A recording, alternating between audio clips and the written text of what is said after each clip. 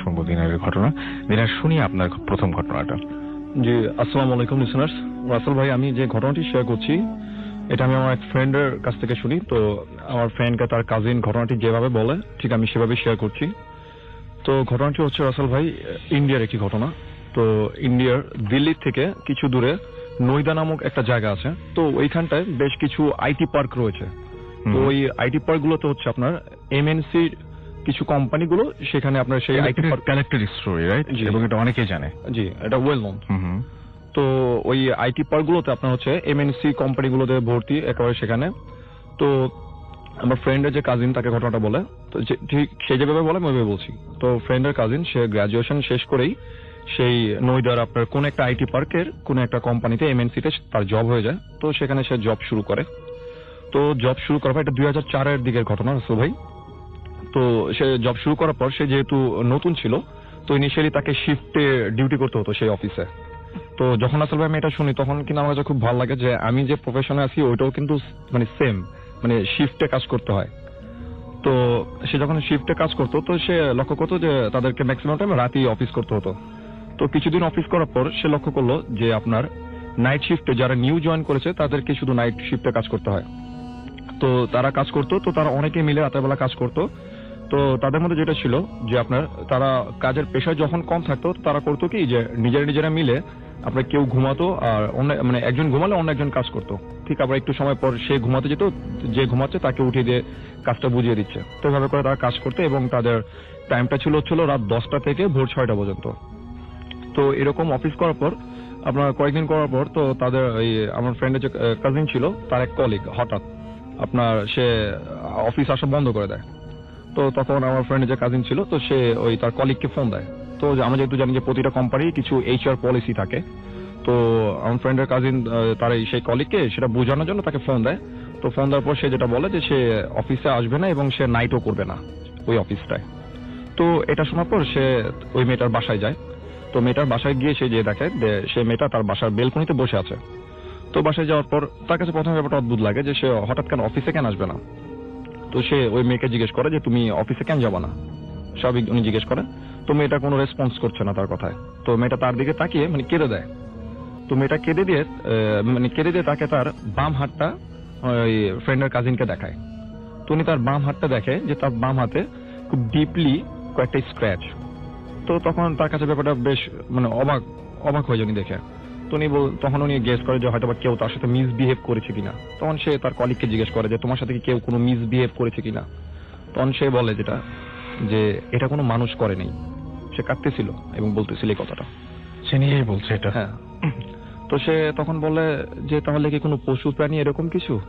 তখন সে মানে বলতে চাচ্ছে না এমন একটা অ্যাটিটিউড। তো তাকে অনেক জোরাজোরি করার পর ওই মেয়েটা যেটা ওই তার কলিগ তাকে যেটা রিপ্লাই করে সেটা হচ্ছে যে ওই স্ক্র্যাচ গুলো কিন্তু অনেক ফ্রেশ ছিল, মানে দেখে মনে হচ্ছিল মানে 2-3 দিনকার আগে কোনো একটা স্ক্র্যাচ হয়েছে তার হাতে। তো মেয়েকে অনেক জিজ্ঞেস করার পর মেয়েটা যেটা বলে, তার কলিগ যেটা বলে যে লাস্ট 2 দিন আগে যখন তার লাস্ট সে নাইটটা করে আসে সেই অফিস থেকে, সেদিনকার ঘটনা। তো সেই দিন ডিয়ার লিসেনার, ভূতের বাছাই করা এপিসোডে সকলকে জানাই স্বাগত। এই এপিসোডের মধ্যে আপনারা শুনতে পাবেন সব থেকে বাছাই করা ভয়ানক ঘটনাগুলো। আপনারা যারা প্রতিনিয়ত এই ধরনের বাছাই করা ভয়ানক ঘটনা শুনতে ইচ্ছুক তারা অবশ্যই এই চ্যানেলটি সাবস্ক্রাইব করে নেবেন, কেননা এই চ্যানেলের মধ্যে প্রতিনিয়ত রাত 10টা বাজে সব থেকে বাছাই করা ভয়ানক ঘটনাগুলো পাবলিশ করা হয়। তাহলে চলুন আমরা সরাসরি চলে যাচ্ছি ঘটনার মধ্যে। চলুন প্রত্যেকটি ঘটনা আমরা শেষ পর্যন্ত শুনে আসি। তার কলিগ আর আমার ফ্রেন্ডের কাজিন তারা একসাথেই কাজ করতেছিল অফিসে। তো তাদের ফ্লোরে তাদের যে বেটা ছিল, তো ওই বেটার মধ্যে তারা দুইজনই রাতের বেলা কাজ করতো। তো আমার ফ্রেন্ডের যে কাজিন ছিল সে হচ্ছে কি সে ব্রেক নিয়ে ঘুমিয়েছিল তার ডেস্কের মধ্যে। তো আর তার কলিগ যে সে কাজ করছিল, তো সে তখন নেট সার্ফিং করতেছিল। তখন মোস্ট অ্যারাউন্ড আপনার 3টা কি 3:30 হবে রাত। তো এই সময় তাদের পাশের ডেস্কে ফোন বেজে ওঠে। তো তার কলিগ গিয়ে সেই তার ডেস্ক থেকে উঠে ওই ডেস্কের ফোনটা পিক করতে যায়। যখনই সে ফোনটা পিক করতে যায় তখন ফোনটা কেটে যায়।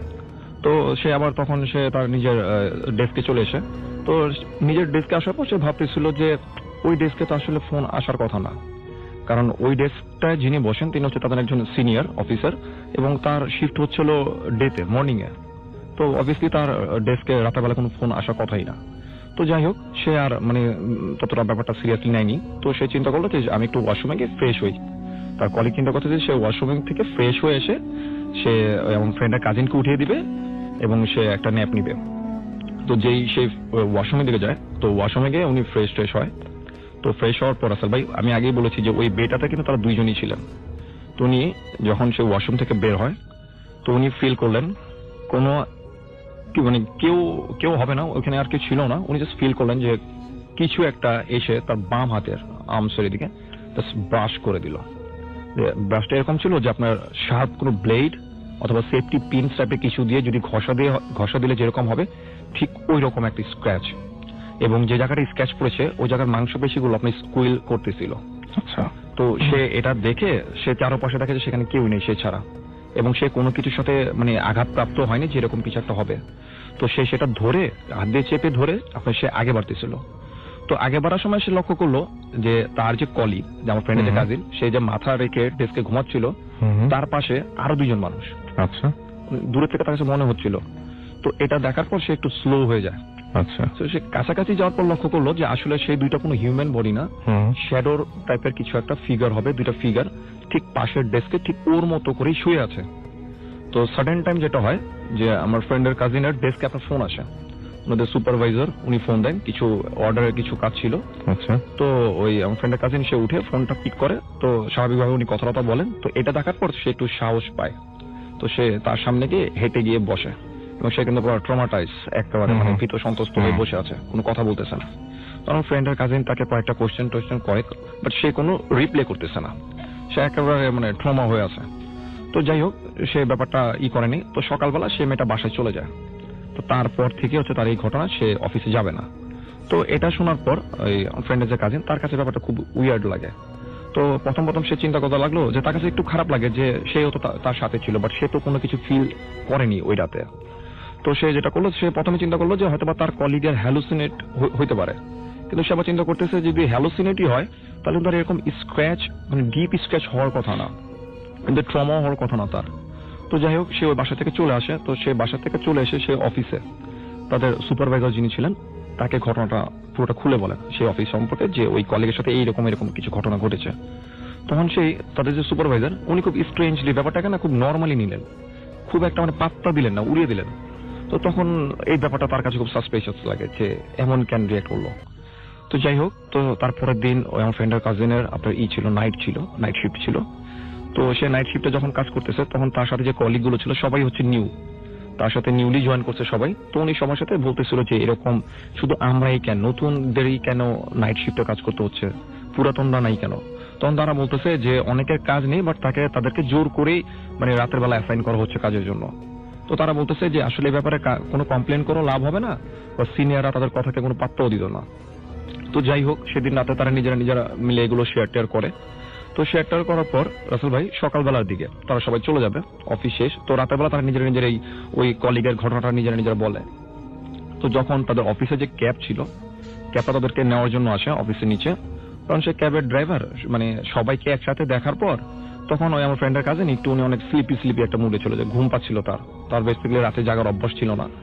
তো সেই ড্রাইভার সবাইকে একসাথে দেখে বলতেছে যে আজকে কি কেউ কোনো ভূত দেখছে নাকি, মানে সেই ড্রাইভারই বলতেছে যে এত মানুষ কেন একসাথে, এত মানুষ কেন আমি দিয়ে আসতে হবে। তখন না এটা শোনার পর তার ঘুম ভাবটা কেটে যায়। তখন তারা সবাইকে ক্যাবটায় বসে। তো বসার পর সেই ড্রাইভারই তাদেরকে মানে বাকি ঘটনাটুকু বলতেছে যে আসল কাহিনীটা কি। তো ওই জায়গার যে ঘটনা আমি আসলে বলছি, এখন যেটা বলছি, তো এটা প্রায় ওই দিল্লির আপনার নইদা এলাকার সবাই জানে, এবং গুগলও সার্চ করলে অনেকে কিন্তু এই ব্যাপারে জানতে পারবেন যে আপনার 98-এর ডিসেম্বরের দিককার ঘটনা।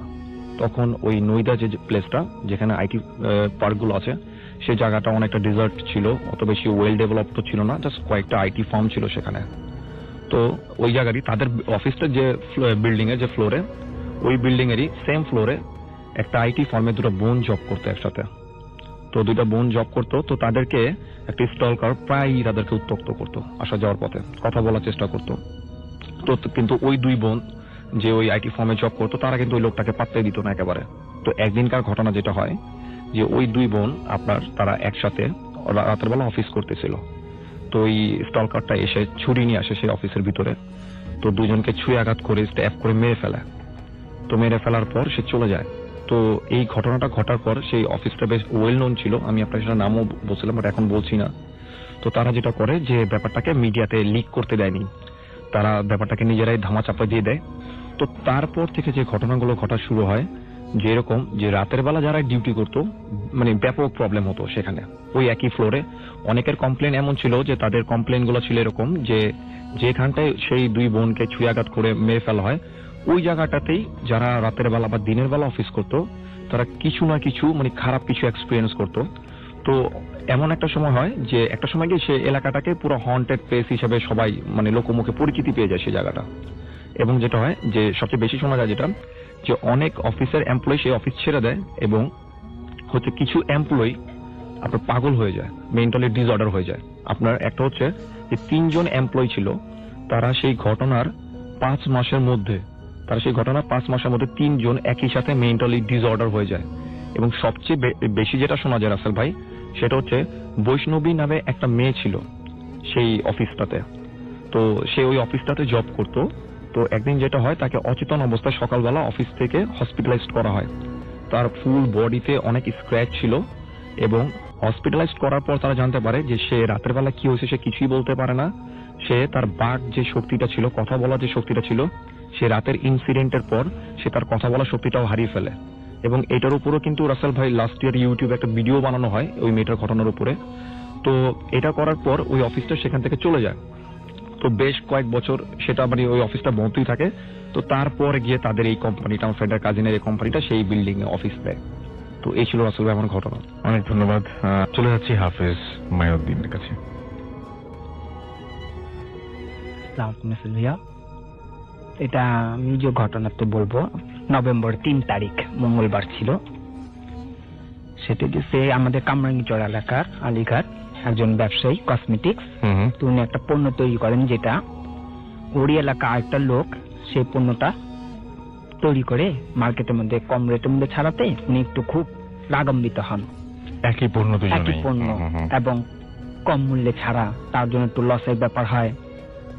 তো উনি তার সাথে প্রতিবাদ সরাসরি না করে উনি একজন তান্ত্রিকের কাছে গেছেন সহযোগিতা নেওয়ার জন্য, যে ওনাকে যেন ব্যবসাটা বন্ধ করে দেওয়া হয়, উনিও যেন বিছানা পড়ে থাকে, ব্যবসা যেন উনি না করতে পারে। উনি তান্ত্রিকের সাহায্যে এই কাজটা করতে গেছেন। যখন তান্ত্রিকের কাছে গেছেন ওই এলাকার, তান্ত্রিক বলছে ঠিক আছে, ওকে ওর সবকিছু ক্ষতি করে দেব, তো আমাকে কিছু জিনিস এনে দিতে হবে এবং 50,000 টাকাও লাগবে। তো উনি বলছে যে শনিবার দিন দিনের বেলায় যে লোকটাকে দাফন দেওয়া হয় মাটি, সেই সন্ধ্যার সময় ওই মৃত ব্যক্তির মাথার কাফনের কাপড়টা কেটে আনতে হবে এবং তার পিঠের কিছু মাটি নিয়ে আসতে হবে এবং তার হাতের মধ্যে ওই লোকের নাম, যে লোকটাকে ক্ষতি করা হবে তার নাম লিখে দিতে হবে হাতের মধ্যে। তো উনি প্রস্তুত হয়েছে, মানে ওই মৃত ব্যক্তির হাতের মধ্যে ক্ষতিগ্রস্ত লোককে ক্ষতি করবে তার নামটা লিখতে হবে। তো উনি সবকিছু প্রস্তুত। ভয়ঙ্কর সব ব্যাপার স্যাপার, মানে কি এগুলো মানুষ করে। আচ্ছা। এবং পরবর্তীতে যখন উনি কবরস্থানে গেছেন, তো যিনি কবর খোঁড়া হয় ওর সাথে বাজেট করে মানে 300 টাকা করে কবরটা একটা খোঁড়া হয়েছে সন্ধ্যার সময়। কবর খোঁড়ার পর উনি কবরে নামছেন। উনি কবর যখন নামছেন এবং যখন মাথার কাপড়টা কাটলেন তখন তিনি খুব ভালোই ছিলেন, কোনো সমস্যা ছিল না, ভয়ও ছিল না। যখন উনি লাশটাকে মানে উপরে উঠে উনি একটু হাত দিয়ে ঠেলে দিয়ে মাটিটা এক মুঠ নিলেন, তখন উনার ভিতরে একটু খারাপ ছিল। এবং যখন সে হাতটার মধ্যে তার নামটা লিখলো, যে লোকটাকে ক্ষতি করা হবে ওই লোকের নামটা যখন হাতের মধ্যে লিখছে, তখন তাই সে বলতেছে আমার পুরো শরীর মনে হইতেছে পিঁপড়া কামড়াইতেছে, চুলকানো শুরু করছে, এমন অবস্থা, জ্বালা পোড়া, পুরো শরীরটা চুলকানো শুরু করছে এবং খুব খারাপ অস্থিরতা লাগতেছিল। তারপর আমার জিনিস যখন প্রয়োজন আমি সবকিছু নিয়ে সেই আবার কবরটাকে মাটি চাপা দিয়ে আমি নিয়ে আসি বাসায়। তো বাসায় যখন আনা হয় তখন ওনার খুব শরীরটা টায়ার্ড হয়েতে উনি একটু বিশ্রাম নিয়েছেন, একটু ঘুমিয়ে পড়ছেন। বিছানার মধ্যে যখন কাত হয়েছেন, চোখটা বন্ধ হয়ে গেছে। তো উনি ওই মুহূর্তে দেখতে পেয়েছেন যে উনি যে ঘুমিয়ে আছেন তার সাথে ওই মৃত ব্যক্তি যে কাপড়টা কেটে আনছে ওনার সাথে ঘুমিয়ে আছেন এবং সে বলতে সেই মৃত ব্যক্তিটা তার সামনে পাশে শুয়ে আছেন এবং বলতেছেন আমার সাথে আসো। তখন তার চোখ খুলে গেল, ঘুম থেকে জেগে খুব দ্রুত। তো উনি বলছেন যে আমার মনের ভিতরে একটা ভয়, এটা একটা ভয় কাজ করতেছে, গোসল করি, খাওয়া দাওয়া করি, আর এগুলো নিয়ে তান্ত্রিকের কাছে চলে যাই।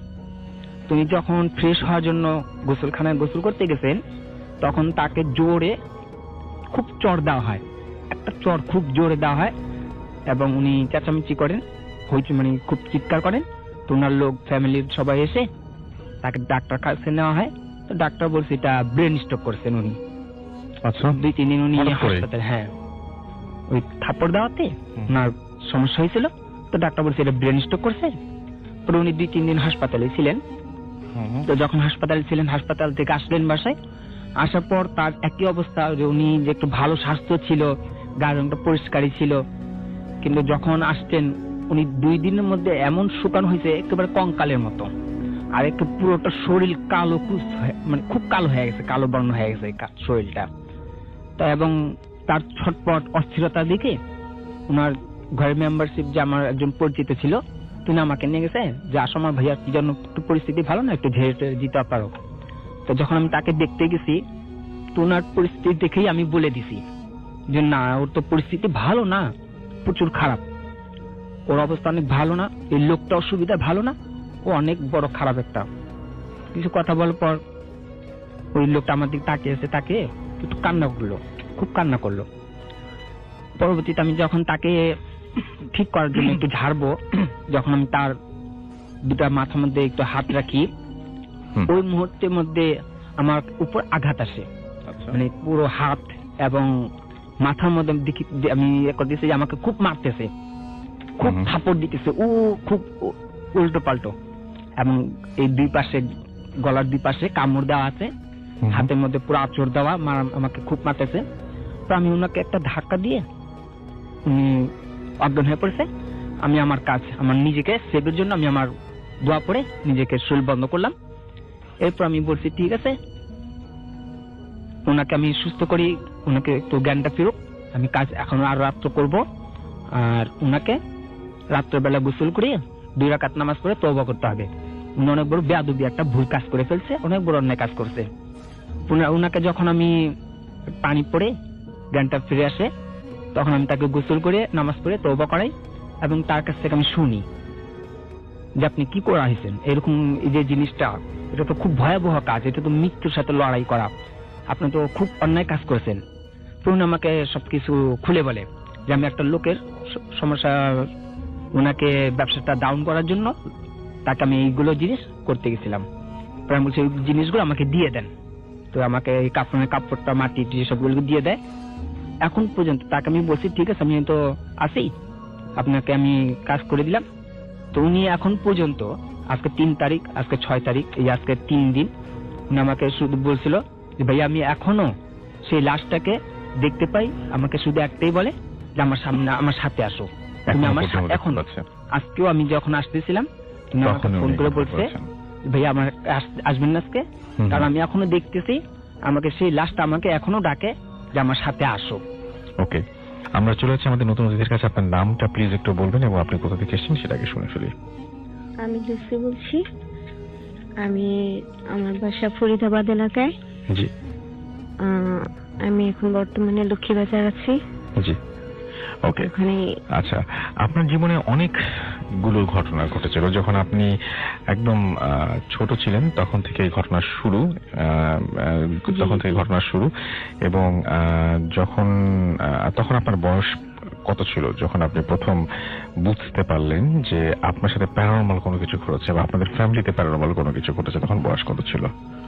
আমার ফ্যামিলিতে যখন থেকে একটু বুঝতে শিখেছি, কথা বলতে পারি সবার সাথে সুন্দর করে গুছিয়ে, ভাই বোন আছি, আমরা 6 জন ভাই বোন, বাবা মা আছে। আমার বয়স তখন 4 থেকে 5 বছর। তখন থেকে আমি বুঝতে শিখেছি কিছু, তারপরে অনেক কিছু নিজ কানে শুনেছি। তো ভয় ভীতির ব্যাপারটা তখন থেকেই শুরু হয়েছে। আমার বাসার ছাদে রেগুলার শব্দ হতো, বাবা ছিলেন তখন বেঁচে। তো বাবা আমাদেরকে রেগুলার নামাজ পড়াতেন। আমি ছোট ছিলাম, তারপর আমার ছাড় ছিল না, নামাজ পড়ানো হতো আমাদেরকে। তারপরেও দেখা যেত যে বাসায় কিছু না কিছু বিশেষ করে আর কি মাঝরাতে 12টার পর থেকে অনেক রকম শব্দ শোনা যেত, ভয়ঙ্কর কিছু শব্দ, ছাদের উপরে শিল্পাটা ঘষার আওয়াজ পাওয়া যেত। তো বাবা দৌড়ে বের হতো, বের হয়ে ছাদ পর্যন্ত চলে যেত, গিয়ে দেখতেন যে যে না এগুলো কিছুই না, কিন্তু তারপরে আবার নিচে আসলে সেই শব্দ। তো এরকম অনেক কিছুই ছোট থেকে দেখতে দেখতেই বড় হয়েছি, কিন্তু বড় হওয়ার পরে যেগুলো আমার সাথে ঘটেছে প্রায় প্যারানর্মাল কিছু ঘটেই যেত। দেখা যেত যে কিছুদিন পর পর কিছু না কিছু হচ্ছে, একটার পর একটা চলছে। আমার বাসায় আমি আমার নিজ বাসায় থেকে আমার বাচ্চা স্কুলে পড়ানোর জন্য আমি বাসা ভাড়া করি, গ্যান্ডেরিয়ায় একটা বাসায় আমি আসি। সেখানে অনেক কিছু ঘটেছে। তার মধ্যে যখন নতুন প্রথম গিয়েছি তো হঠাৎ কারেন্ট চলে গেছে বাসায় যাওয়ার 3-4 দিন পরেই। নতুন বাড়ি, তখন বিশাল বাড়ি আমার। তো সন্ধ্যার সময়টা আমি রান্না করছিলাম, হঠাৎ করে কারেন্ট চলে গেল রাত 8টার দিকে। তো আমি সাথে সাথে ক্যান্ডেল ছিল চুলার পাশে, ক্যান্ডেল জেলে আমি রান্না করা শুরু করছি। আর বাচ্চা আমার মেয়ে আর মেয়ের বাবা পাশে রুমে ছিল। তো তখনও আমি বাসা সম্পর্কে আমার তেমন কোনো অভিজ্ঞতা না, সেদিনটাই ছিল আমার প্রথম অভিজ্ঞতা। তো হঠাৎ করে অন্ধকারে আমার পিছন দিক থেকে জামাটা ধরে কেউ টান দিল, এমন বোঝা গেল যে কেউ টানছে, একটা টান দিয়েছে। হঠাৎ করে আমি পিছে তাকালাম যে কি ব্যাপার, আমার বাচ্চা টান দিল এইভাবে, আর ও হাতে এত উপরে আসলো কিভাবে, বাচ্চা তো ছোট। তো আমি তাকাইছি, দেখি কেউ নাই, দৌড়ায় বেডরুমে চলে গেছি, দেখি ওর বাবা আর মেয়ে বসে বসে হাসছে, ওরা বসে মোবাইল নিয়ে খেলছে, গেম খেলছে। তা আমি খুব ভয় পেয়েছি। তখন ওর বাবাকে বললাম যে এরকম টান দিয়েছে, তারা হাসাহাসি করে উড়াই দিল। যাই হোক, এরপরে যেটা ঘটে ওই নতুন বাসায়, যে প্রতিদিন আমি দুপুরের দিকে, মানে যেটা রোজ হচ্ছে আমার সাথে, যে কান্নার আওয়াজ পাওয়া যায়। দুপুরে 2টার পরে আমরা খাওয়া সেরে যখন আমরা ঘুমোতে যাই, তখনই শুরু হয় যে চারিদিক নিস্তব্ধ এলাকা, কিন্তু আমার বাসার আমার সাথে যে আমার ঘরের রুমের সাথে যে অ্যাটাচ বাথরুমটা আছে, সে বাথটাব থেকে কান্নার আওয়াজ পাওয়া যেত প্রতিদিন, একটা চাপা কান্নার আওয়াজ, খুব আস্তে, খুব স্লো একটা আওয়াজ পাওয়া যেত। তো ব্যাপারটা নিয়ে আমি বেশ কিছুদিন শোনার পরে প্রতিদিনই শুনতাম। তো আমি ভাবতাম যে হয়তো আমার ঘরের আশেপাশে এমন কিছু ঘটছে। তো দেখা যেত যে আমি পুরো বারান্দা ঘুরেও আমি এর কোনো প্রুফ পাইনি যে আমার বাসার আশেপাশে কিছু ঘটছে। আমি সরাসরি নিচে দারোয়ানকে জিজ্ঞেস করি 1 সপ্তাহ পরে ঘটনার, যে আমি প্রতিদিনই শুনছি, দারোয়ান চাচা এটা কি ব্যাপার? তো দারোয়ানও হেসে উড়াই দিছে, বলছে না এগুলো কিছু না, তুমি মাথা ঘামিও না, উপরে চলে যাও। দারোয়ান কথা কাটাই দিল দেখে আমার কাছে একটু খটকা লাগলো যে কি ব্যাপার। আরো সন্দেহ বেড়ে গেল তখন আপনার? হ্যাঁ, আমার মনে আরো সন্দেহ বেড়ে গেল যে ব্যাপার কি, দারোয়ান আমাকে তো কিছু বললেই না, পাল্টা ও আমাকে যেভাবে পাঠাইলো আমি তারপর চলে আসছি। কিন্তু পরদিন আবার গেছি সেই আওয়াজ শোনার পরেই। দারোয়ানকে জিজ্ঞেস করলাম, চাচাজি এটা কেমন কথা যে আশেপাশের লোকজন কান্দাকাটি করে, আপনারা জানেন না কিছু? দারোয়ান বলছে যে না, আমি বলতে পারি না, তুমি তোমার বেশি ভয় লাগলে নিজের রুমে যে দরজা আটকায় বসে থাকো। তা আমি তাই করছি। তো এর মধ্যে যাই হোক, একজন বাসায় কাজের লোকও পেয়ে গেছে অলরেডি, ওই এলাকার পুরনো লোক, বুড়ো মানুষ, তাকে আমি কাজে রাখছি। তো সে ওই বাসার শুরু থেকেই নাকি ছিল, সে সিঁড়ি মোছার কাজ করতো, পরে তাকে আমি বাসায় কাজের জন্য রাখছি। তো ঘটনা তার কাছ থেকেই শোনা। তাকে আমি অনেক দিনই জিজ্ঞেস করছি এই ব্যাপারে, যে খালা তুমি আমার ঘরে যে ঘর মোছো কাজ করো, তুমি কি এই শব্দ পাও? মানে ব্যাপারটা এমন হয়ে দাঁড়াইছে যে কোনোদিন একদিনও বাদ যেত না, প্রতিদিনই আমি চাপা কান্নার আওয়াজ শুনতাম। তো সেই বুয়া না পেরে আমাকে বলছে যে ঠিক আছে, তুমি আবার আমি কিছু বললে তুমি বাসা ছেড়ে চলে যাবা না তো? আমি বলছি না খালা, আমি যাব কেন, এত ভীত লোক আমি না। তো খালা তারপরে একদিন না পেরে, আমি যখন ওকে রেগুলার প্রশ্ন করতাম, বিরক্ত করতাম, সে একদিন না পেরে বলছে যে হ্যাঁ, এবার সেই শুরু থেকে আমি আছি। তো তোমার যে এই যে তোমার যে তুমি যে ফ্ল্যাটটা নিছো, এটা বাড়িওয়ালা নিজের জন্য তৈরি করছে, আর এটা প্রায় 8 মাস কি 1 বছর বন্ধ ছিল। এটার মধ্যে কোনো ভাড়াটিয়া ছিল না, ঘরটা বন্ধই থাকতো। তো হয়তো খোলার পরে বাসায় অনেক কিছু সমস্যা হইতে পারে তোমার সাথে। তারপরে এখানে যে তোমার যে অ্যাটাচ বাথরুমটা আছে, এটা যখন কনস্ট্রাকশনের কাজ চলছিল, এখানে একটা মেয়ে মারা গেছে। তো মেয়েটা টিনেজার ছিল, সে তার ভাষায় বলল। তো আমি বললাম যে খালা, তো এইভাবে কান্নার আওয়াজ কেন পাবো? তো সে না পেরে সে প্রথমে আমাকে বলতে চায়নি, হেসে উড়াই দিছে, বলছে কি তুমি কি বাসা ছেড়ে চলে যাবা নাকি? আবার শুনলাম যে না খালা আমি এইসব কিছু ভয় পাই না। তখন সে বললো যে এরকম এখানে একটা দুর্ঘটনা ঘটছে, মেয়েটার সাথে রেপ হয়েছে। তখন মেয়েটাকে ওই বিল্ডিং এরই কিছু লেবার এখানে এখানে এই কনস্ট্রাকশনের কাজ চলাকালীন সময় তাকে ঝোলাই দেওয়া হয়েছে ওই বাথরুমটায়। মানে আপনার যে বাথরুমটা ছিল সেই বাথরুমে, সেটা তখন ইট দিয়ে ঘেরা ছিল, কনস্ট্রাকশনের কাজ চলছিল। তো এরকম রেগুলার বাসায় একটার পর একটা চলতেই থাকে। আমার মানে ব্যাপারটা এরকম যে আপনি প্রথমে বুঝতেই পারেননি যে আপনার যে ওয়াশরুম, সেই ওয়াশরুম থেকে মানে কেমন ওয়াশরুমটা রেগুলার ব্যবহার করতেন আপনারা? হ্যাঁ, খুব কম যেতাম। ওটা খুব বিশাল একটা রাজকীয় ওয়াশরুম ছিল। মানে আমি দেখতাম কি এত সুন্দর ক্লিন ওয়াশরুম, সুন্দর বাথটাব আছে, তো আমি পানিও কখনো ফেলতাম না। আশেপাশে কিন্তু আরো আরো এত বড় ফ্ল্যাট, ওখানে 4টা ওয়াশরুম আছে অলরেডি।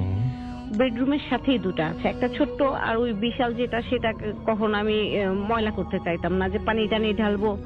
ও তো ওটা বেশিরভাগ বন্ধ থাকতো, দরজা বন্ধ করে রাখতেন। তো সেখান থেকে আওয়াজটা আমি যখন বাসার চারদিকে চেক করছি, কান্নার যে আওয়াজটা সেটা সেখান থেকে আসতো, সেটার ভিতর থেকেই আসতো। সেটা আমি অনেক পরে টের পাইছি, অনেক অনেক চেক করছি আমি বাসার আশেপাশে, চারপাশে যে বারান্দা ঘুরে দেখছি যে না, এটা আশেপাশের কোনো বাড়ি থেকে আসে না, শুধু আমি রুমে আসলেই আওয়াজটা আসে, শব্দটা সেখান থেকেই আসছে। এরপরে প্রায় আমার বাচ্চাটা বাসায় একলা যখন খেলতো, দৌড়াতো, ছুটতো, আমি বাসায় কয়েক বছর ছিলাম, বাচ্চাটা ভয় পেত, বলতো যে মাম্মি ওই দেখো জানলায়, আমি তোমাকে বলেছিলাম না, রাত্রে ঘুমের থেকে আমাকে ধাক্কা দিয়ে উঠাইছে, ওই দেখো আমি যে তোমাকে বলেছিলাম, ও এখন দাঁড়িয়ে আছে। তাই বললাম কি আপনার বাচ্চা আপনার সঙ্গে আছেন, আমি একটু ওর কাছে একটু শুনি, একটু মাইক্রোফোনে যদি বলতেন যে আচ্ছা কি দেখতেন আপনি ওইখানে? আমি একটা ছেলেকে দেখতাম, খুব 8-9 বছরের একটা ছেলেটা গ্রিল ধরে দাঁড়ায় থাকতো। আমি এত অন্ধকার ছিল যে আমি চেহারাটা এরা কিছু বুঝতাম না, কিন্তু তারপরে আমি দেখতাম একটা 8-9 বছরের ছেলে গ্রিল ধরে দাঁড়ায় থাকতো, আর পুরো আমাদের দিকে তাকায় থাকতো, মাথাটা ঘুরান দেখলে বুঝতাম। ওকে, সো এই ব্যাপারটা আছে। আবার আমি আপনার কাছে আসি এবং আপনি একটু বলেন যে আপনি ফাইনালি ওই বাসাটা তারপরে ছেড়ে দিলেন? হ্যাঁ, ফাইনালি ছেড়ে দিয়েছি, এবং তারপর আপনি নতুন আরেকটা বাসা নিয়েছি। তো সেই বাসা সম্পর্কে আমার খুব একটা জানা ছিল না। বাসাটা একটা স্কুল ছিল, তো স্কুলটা সমস্যা আছে সেখানে। হ্যাঁ, সেটা স্কুল ঘর দেখেই হয়তো সমস্যা, কারণ সেটা দুপুর 2টার পর থেকে বাসাটা টোটালি পুরো বিল্ডিংটা তালা দেওয়া থাকতো যখন স্কুল শেষ হয়ে যেত। আচ্ছা, সেই বাসায় কখনো সন্ধ্যার পরে বাতি জ্বলতো না, অন্ধকারই থাকতো। আর সেটা সকাল হলে স্কুলের জন্য খোলা হতো। 6তলা বিল্ডিং ছিল, সকাল 8টা থেকে দুপুর 2টা পর্যন্ত শুধু বিল্ডিংটা খোলা থাকতো। এখন মানে যে বাসাটা আপনি এখন আছেন? এখন আছি বর্তমানে। তাহলে এই ধরনের সমস্যা, যে বাসাতে সন্ধ্যায় আলো দেওয়া হতো না এবং যে বাসাটা পুরোপুরি অন্ধকার থাকতো, সেই বাসাতে আপনি কোন ধরনের সমস্যা ফেস করছেন? তো সেই বাসাটা, আগের বাসা তো যেমন আমি কিছুদিন পর পর মাঝে মধ্যে কিছু একটা মানে ব্যাপার ফেস করতাম, ভয় পেতাম, সেরকম কিছু ঘটতো।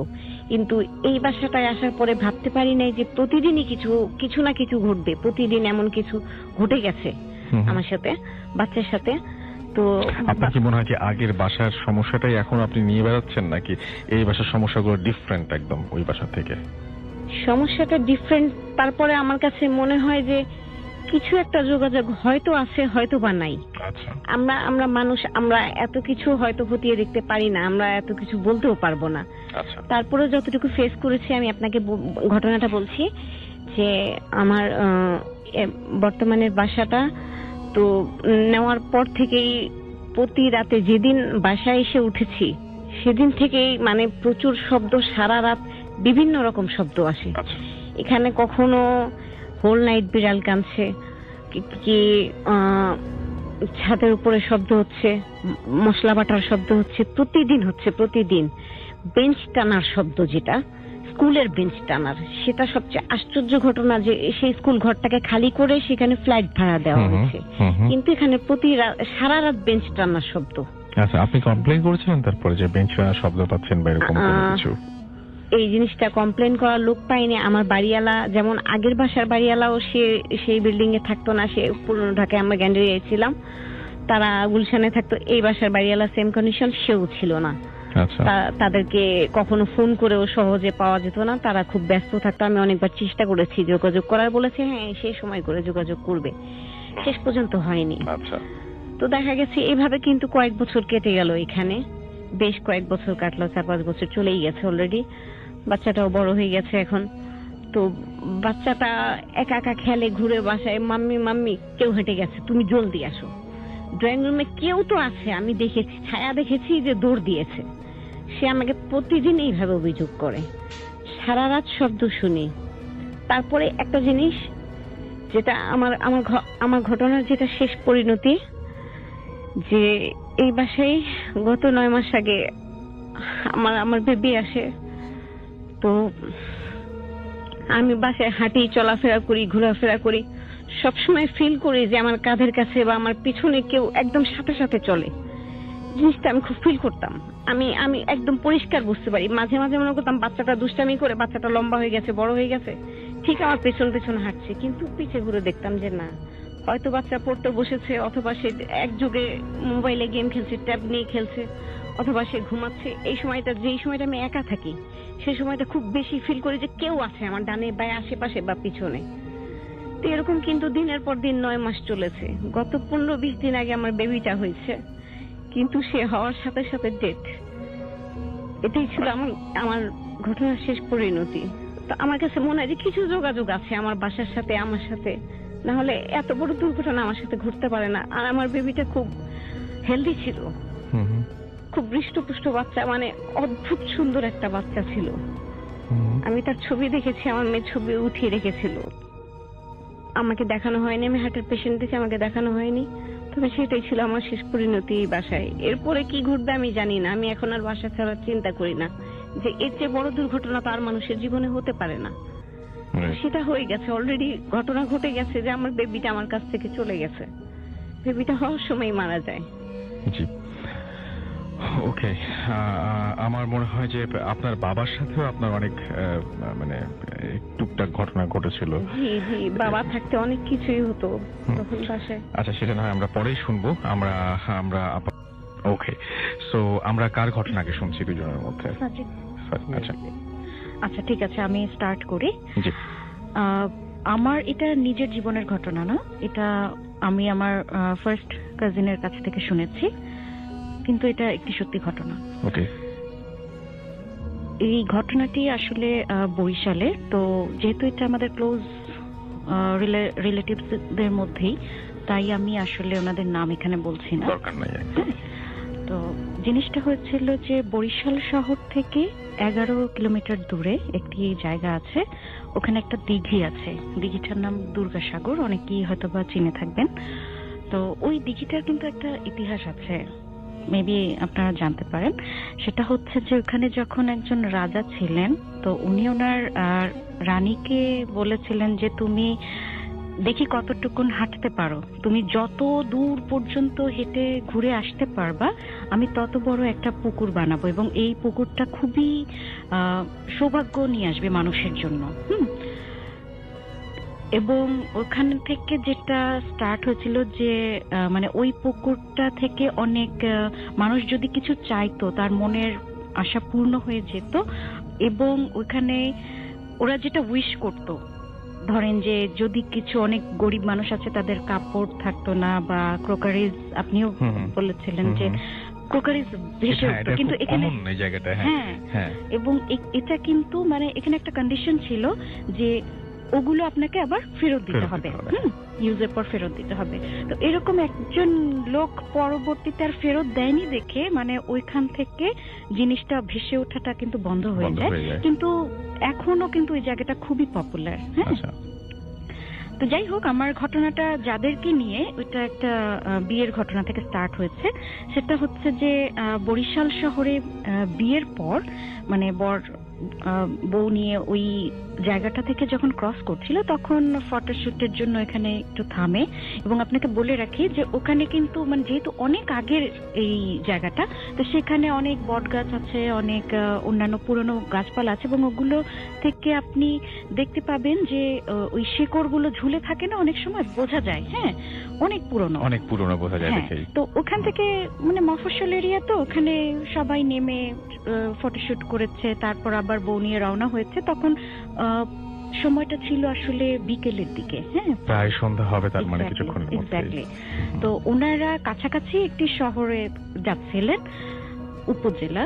তো ওখানে যাওয়ার পর তো নতুন বউ আসলে যেটা হয় আর কি, যে সবাই খুব আগ্রহ নিয়ে দেখতে আসে, বাসা ভর্তি মানুষজন থাকে, তো এইভাবে রাতটা কেটে যায়। তো সকালবেলা যখন মানে হাজবেন্ড ঘুম থেকে উঠে দেখে যে বউ নাই, তো এটা স্বাভাবিক জিনিস, বাইরে যেতেই পারে। তো উনি এখন না মানে আশেপাশে রুমে যাচ্ছিলেন, এবং গ্রামের বাড়িগুলো যেরকম হয় যে আপনার ঘরগুলো একটু ফাঁকা ফাঁকা থাকে, মাঝখানে হ্যাঁ হ্যাঁ উঠান থাকে মাঝখানে। তো উনি এই রুম করে করে মানে ওনার ওয়াইফকে খুঁজছিলেন। তো ওনার বড় ভাবি ওনাকে জিজ্ঞেস করলেন, যাই তোমার বউ কোথায়? তখন উনি বললেন যে আমি তো বলতে পারি না, কারণ আমিও তো আসলে দেখি নাই ঘুম থেকে উঠে। তো ওই থেকে খোঁজ বউকে আসলে কেউ খুঁজে পাচ্ছে না। তারপর অনেকক্ষণ পর সবাই খেয়াল করলো যে ওনাদের রুমের পাশে যে ওয়াশরুমটা আছে ওটা বন্ধ। তো ওখানে ধাক্কা দিয়ে আগে জিজ্ঞেস করলো, শিওর হতে চাইলো যে উনি ওখানে আছেন কিনা। তো ভেতর থেকে কেউ সাড়া দিচ্ছে না, কিন্তু দরজাটা বন্ধ। তখন হাজবেন্ড যেটা করলেন ওনার, উনি একটা মই নিয়ে এসে ভেন্টিলেটর দিয়ে উকি দিয়ে দেখার চেষ্টা করলেন যে ওখানে ওনার ওয়াইফ আছে কিনা। হ্যাঁ, তো দেখতে পেলেন যে ওনার ওয়াইফ মাথা নিচু করে বসে আছে এবং মাথা থেকে চুল টেনে টেনে ছিটছেন।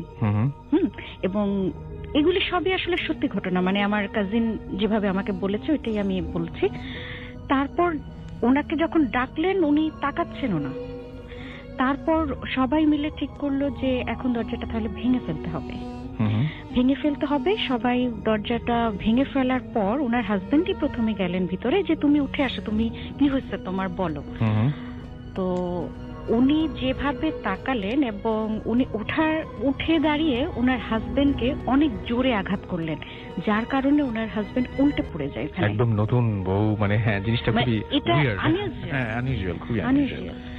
এবং এইটা দেখে না মানে সবাই আসলে হতবাক হয়ে গেছে, মানে নতুন বউ এভাবে যদি মারধর শুরু করে। যাই হোক, তো তারপর তাকে 3-4 জন লোক মিলে তাকে আসলে টেনে বের করে। টেনে বের করার পর মানে উনি যে ধরনের কাণ্ডগুলো করা শুরু করলো, তখন মানে ধরেন যে আপনার চেয়ার উল্টে দূরে ছুঁড়ে ফেলা, মানে এগুলি কোনো খুব শক্তিশালী লোকজন না হলে সম্ভব হয় না, এবং পুরুষালী গলায় কথা বলা। তো তারপর যেহেতু একটু মফস্বল এরিয়া, তো আশেপাশে সবাই বললো যে হুজুর ডেকে আনো তোমরা। এরপরে ইন্টারেস্টিং ঘটনাগুলো আলটিমেটলি এরপরে হ্যাঁ, তো হুজুর ডেকে আনো। তো হুজুর ডেকে আনার পর যেটা মানে উনি যেটা বললেন, উনি দূর থেকে দেখছেন, কাছেও যাচ্ছে না, মানে তার কাছে যাওয়া সাধ্য কারো নাই, তাকে বহুত কষ্টে আসলে বেঁধে রাখা হয়েছে। হ্যাঁ, তো হুজুর দেখে বলে কি যে এটা সামলানো আমার পক্ষে সম্ভব না, আপনারা আরো ভালো আরো কাউকে একটু নিয়ে আসেন। তো বরিশালের দিকে এরকম ভালো অনেকেই আছেন যারা আল্লাহর কালাম নিয়ে কাজ করেন। তো ওরকম একজনকে আনা হয়েছে। আনানোর পর যেটা মানে পাওয়া গেল যে ওই ওনাকে আসলে খারাপ জিনে যেটা বলে ভর করে। তো জিনটাকে দিয়ে যখন উনি কথা বলাচ্ছেন, হ্যাঁ, এবং এগুলি যারা দেখেছে তারা আমার আপনই লোক, যেভাবে ওনারা বলেছেন ওভাবেই বলছি, যে কথা বলাচ্ছে মনে হচ্ছে যে খুব কর্কশ গলায় কেউ একজন কথা বলছেন। আচ্ছা, একটা পুরুষ লোক, এবং তার ভাবভঙ্গি অন্যরকম। হ্যাঁ, এবং সত্যি কথা যেটা, যে নর্মালি আমরা টিভিতে যেরকম দেখি না ভণ্ড টন্ড, যে মানুষকে পিটায় বা ওই যে মরিচ ধরে নাকের সামনে, ওরকম কিছু না। উনি যে বসে আছেন, ওনার ছায়াতে যদি উনি একটা বাড়ি দেয় তাহলে ওই দাগটা ওনার গায়ে লেগে যাচ্ছে। দাগটা গায়ে লাগে, দাগ গায়ে লাগছে। মানে আপনি ধরেন যে আপনি বসে আছেন, পাশে আপনার ছায়া, আমি ওখানে একটা কিছু দিয়ে আঘাত করলাম, ছায়াটাতে, এবং আঘাতের দাগটা তার শরীরে পড়ছে। এটা খুবই মানে এটা আমার কাছে নতুন একটা ব্যাপার। মানে এটা না, মানে যে না দেখেছে সে ছাড়া কেউ বিশ্বাস করবে না। মানে মানে কি বলবো, সো আনইউজুয়াল। তারপর ওকে বলা হচ্ছে যে তুমি কিভাবে আসলে এই পর্যন্ত এরকম করছো, কেন করছো? বলে যে ওকে আমার খুব পছন্দ হয়েছে, ও যখন বউ সেজে আসছে। বলে কোথায় পাইছো তুমি? বলে যে আমি দুর্গাসাগরে যে বটগাছ আছে, একটা বটগাছ পার্টিকুলার বলেছিল হয়তো বা জায়গাটা, তো ওখানে আমি ছিলাম। ওরা যখন নামছে, ছবি তুললো, তখন আমার ওকে দেখে খুব ভালো লাগছে, আমি ওর সাথে সাথে আসছি। এবং ওই দিন সন্ধ্যায়, বিয়ের দিন সন্ধ্যায় অনেক মানুষ ছিল দেখেও ওর উপর আমি আসতে পারিনি, ভর করতে পারিনি। তো যখনই ওনাকে একা পেয়েছে তার উপর ভর করেছে। মানে আমাদের ইসলাম ধর্মেও তো আছে যে জিন এবং ইনসান, মানে জিনের অস্তিত্ব আছে, খারাপ এবং ভালো। তো এটা খারাপ ধরনের ছিল। তো অনেক কষ্ট করে তার মানে ওই আন্টির হাতে একটা তাবিজ বেঁধে দেওয়া হয়, আল্লাহর কালাম বেঁধে দেওয়া হয়। এবং আল্লাহর কালামের অনেক কিন্তু গুণ আছে। তারপর যেটা হয়, এই ধরনের ঘটনা হওয়ার পর মানে ওই জিনটা যখন বের হয়ে যায়, মানে গ্রামের দিকের দরজা একটু কপাট ধরনের থাকে, মানে ক্রস ভাবে আটকানো থাকে। সবার চোখের সামনে ওই ক্রসটা খুলে কিছু একটা বের হয়ে গেল, মানে কেউ দেখলো না কি গেল। এবং যিনি আন্টি ছিলেন উনি কিন্তু তখন ফিট হয়ে পড়ে যায়। হ্যাঁ, তো এটা ছিল ফার্স্ট পার্টটা। তো তারপরেও দেখা যায় যে তারপরেও কিন্তু ওই অনেকদিন উনি বেশ ভালো ছিলেন, 6-7 মাস পর্যন্ত উনি বেশ ভালো ছিলেন। তারপর উনি না একসময় ওই তাবিজটা হারিয়ে ফেলেন। আচ্ছা, হারিয়ে ফেলার পর মানে ওনার ননাসের বাচ্চা, এরপরে আরো ভয়, মানে আরো অদ্ভুত ঘটনা। হ্যাঁ, তো উনি একটা বাচ্চাকে কোলে নিয়ে ওই যে একটু মানে গ্রামের দিকে তো একটু গাছপালা বেশি টেশি থাকে, তো সন্ধ্যার দিকেই উনি বাচ্চাটাকে নিয়ে হাঁটছিলেন একটু দূরে। তো তখন যেটা হলো যে মানে উনি কোনো একটা জিনিস দেখে প্রচন্ড ভয় পান। ওনার মুখে যেটা পরবর্তীতে শোনা গেছে সেটা হচ্ছে যে এমন একটা ভয়ঙ্কর মুখে কাদা মাটি লাগানো এবং চোখ দুটো রক্তের মতন জ্বলছিল, মানে এবং অনেক লম্বা কিছু একটা তার দিকে মানে বিষ দৃষ্টিতে তাকানো যেটা বলে সেভাবে তাকিয়েছিল। তো উনি না প্রচন্ড ভয় পেয়ে উনি যে ওই বাচ্চাটা সহ বাসার মধ্যে ঢুকে উনি সাথে সাথে বেহুশ হয়ে যায় বিছানায় পড়ে। হ্যাঁ, তো ওই যিনি হুজুর ওনাকে আগে দিয়েছিলেন, আল্লাহর কালাম লিখে দিয়েছিলেন সাথে রাখার জন্য, তো উনি যেটা বললেন কি যে এ খুবই শক্ত জিনিস, মানে সহজে তার উপর থেকে দৃষ্টি সরছে না, তাকে তো ভালো থাকতে হবে। হ্যাঁ, কারণ নাহলে তার মধ্যে যখন ভর করবে কেউ আটকাতে পারবে না। তখন হুজুর যেটা করলেন সেটা হচ্ছে যে আল্লাহর কালামটা লিখে উনি একটা পানিতে ভেজালেন। তাতে হলো কি যে কলমটার কালিগুলো ধুয়ে ওখানে চলে গেল এবং ওই পানিটা আসলে ওনার শরীরে ইনজেক্ট করানো হয়। আমি খাওয়ানো শুনেছি, আমি এটা প্রথম শুনলাম যে শরীরে ইনজেক্ট করানো হয়। এবং তারপরে কি ফল হয়েছিল? নিশ্চয়ই। হ্যাঁ, এখন পর্যন্ত কোনো সমস্যা নেই। ওনার একটা বড় মেয়েও আছে, মানে এটা ধরেন যে আমি বলছি প্রায় 9 থেকে 10 বছর আগের কথা। ওকে, থ্যাংক ইউ ভেরি মাচ। আমরা চলে যাচ্ছি আমাদের পরবর্তী অতিথির কাছে। আপনার নামটা প্লিজ একটু বলবেন? আমার নাম সাজিদ। আমি গ্রামীণ ফোনে আছি। আচ্ছা, আমার ঘটনাটা আমার নিজের লাইফেই ঘটা। আমার পার্সোনাল কাজে আমাকে সিঙ্গাপুর যেতে হয় প্রায়। তো এই ঘটনাটা হচ্ছে আমার লাস্ট টাইম সিঙ্গাপুর ভিজিটের সময়। তো আমরা সিঙ্গাপুরে স্বাভাবিকভাবে লিটল ইন্ডিয়াতে উঠি। তো ওইখানে আমরা যেই হোটেলে উঠি তার আশপাশেই রেস্টুরেন্ট খোলা থাকে এবং আমরা মানে সিঙ্গাপুরে স্বাভাবিকভাবে দিন রাত সবসময়ই রেস্টুরেন্ট খোলা থাকে। তো একদিনকার ঘটনা হয়েছে যে আমরা এরকম বিকালের দিকে ওখানে একটা বড় শপিং মল আছে, শপিং মলের সামনে দিয়ে যাচ্ছিলাম। সেখানে একটা হুইল চেয়ারে বসা একজন ভিক্ষুক টাইপেরই ছিলেন। ওখানে কেউ ডাইরেক্টলি বাংলাদেশের মতো ভিক্ষা চায় না, কোনো গান বাজনা বাজায় বা কিছু একটা করে আর সামনে ব্যাগ রাখা থাকে, মানুষ ওখানে টাকা ফেলে যায়, $1-2 বা কয়েন ফেলে যেতে থাকে। তো উনি ওরকমই কিছু একটা করছিলেন। তো আমার হাতে পকেটে কিছু খুচরা ছিল, আমি ওখানে দিলাম। তো উনি ভদ্রলোক আমাকে মানে উনি ইন্ডিয়ান ছিলেন। তো আমি জিজ্ঞেস করছেন যে আর ইউ ফ্রম ইন্ডিয়া? তো আমি বললাম যে না, আই এম ফ্রম বাংলাদেশ। তো উনি বলছে oh you are Bangla man, thank you so much, এরকম। তো দ্যাট ওয়াজ ইট।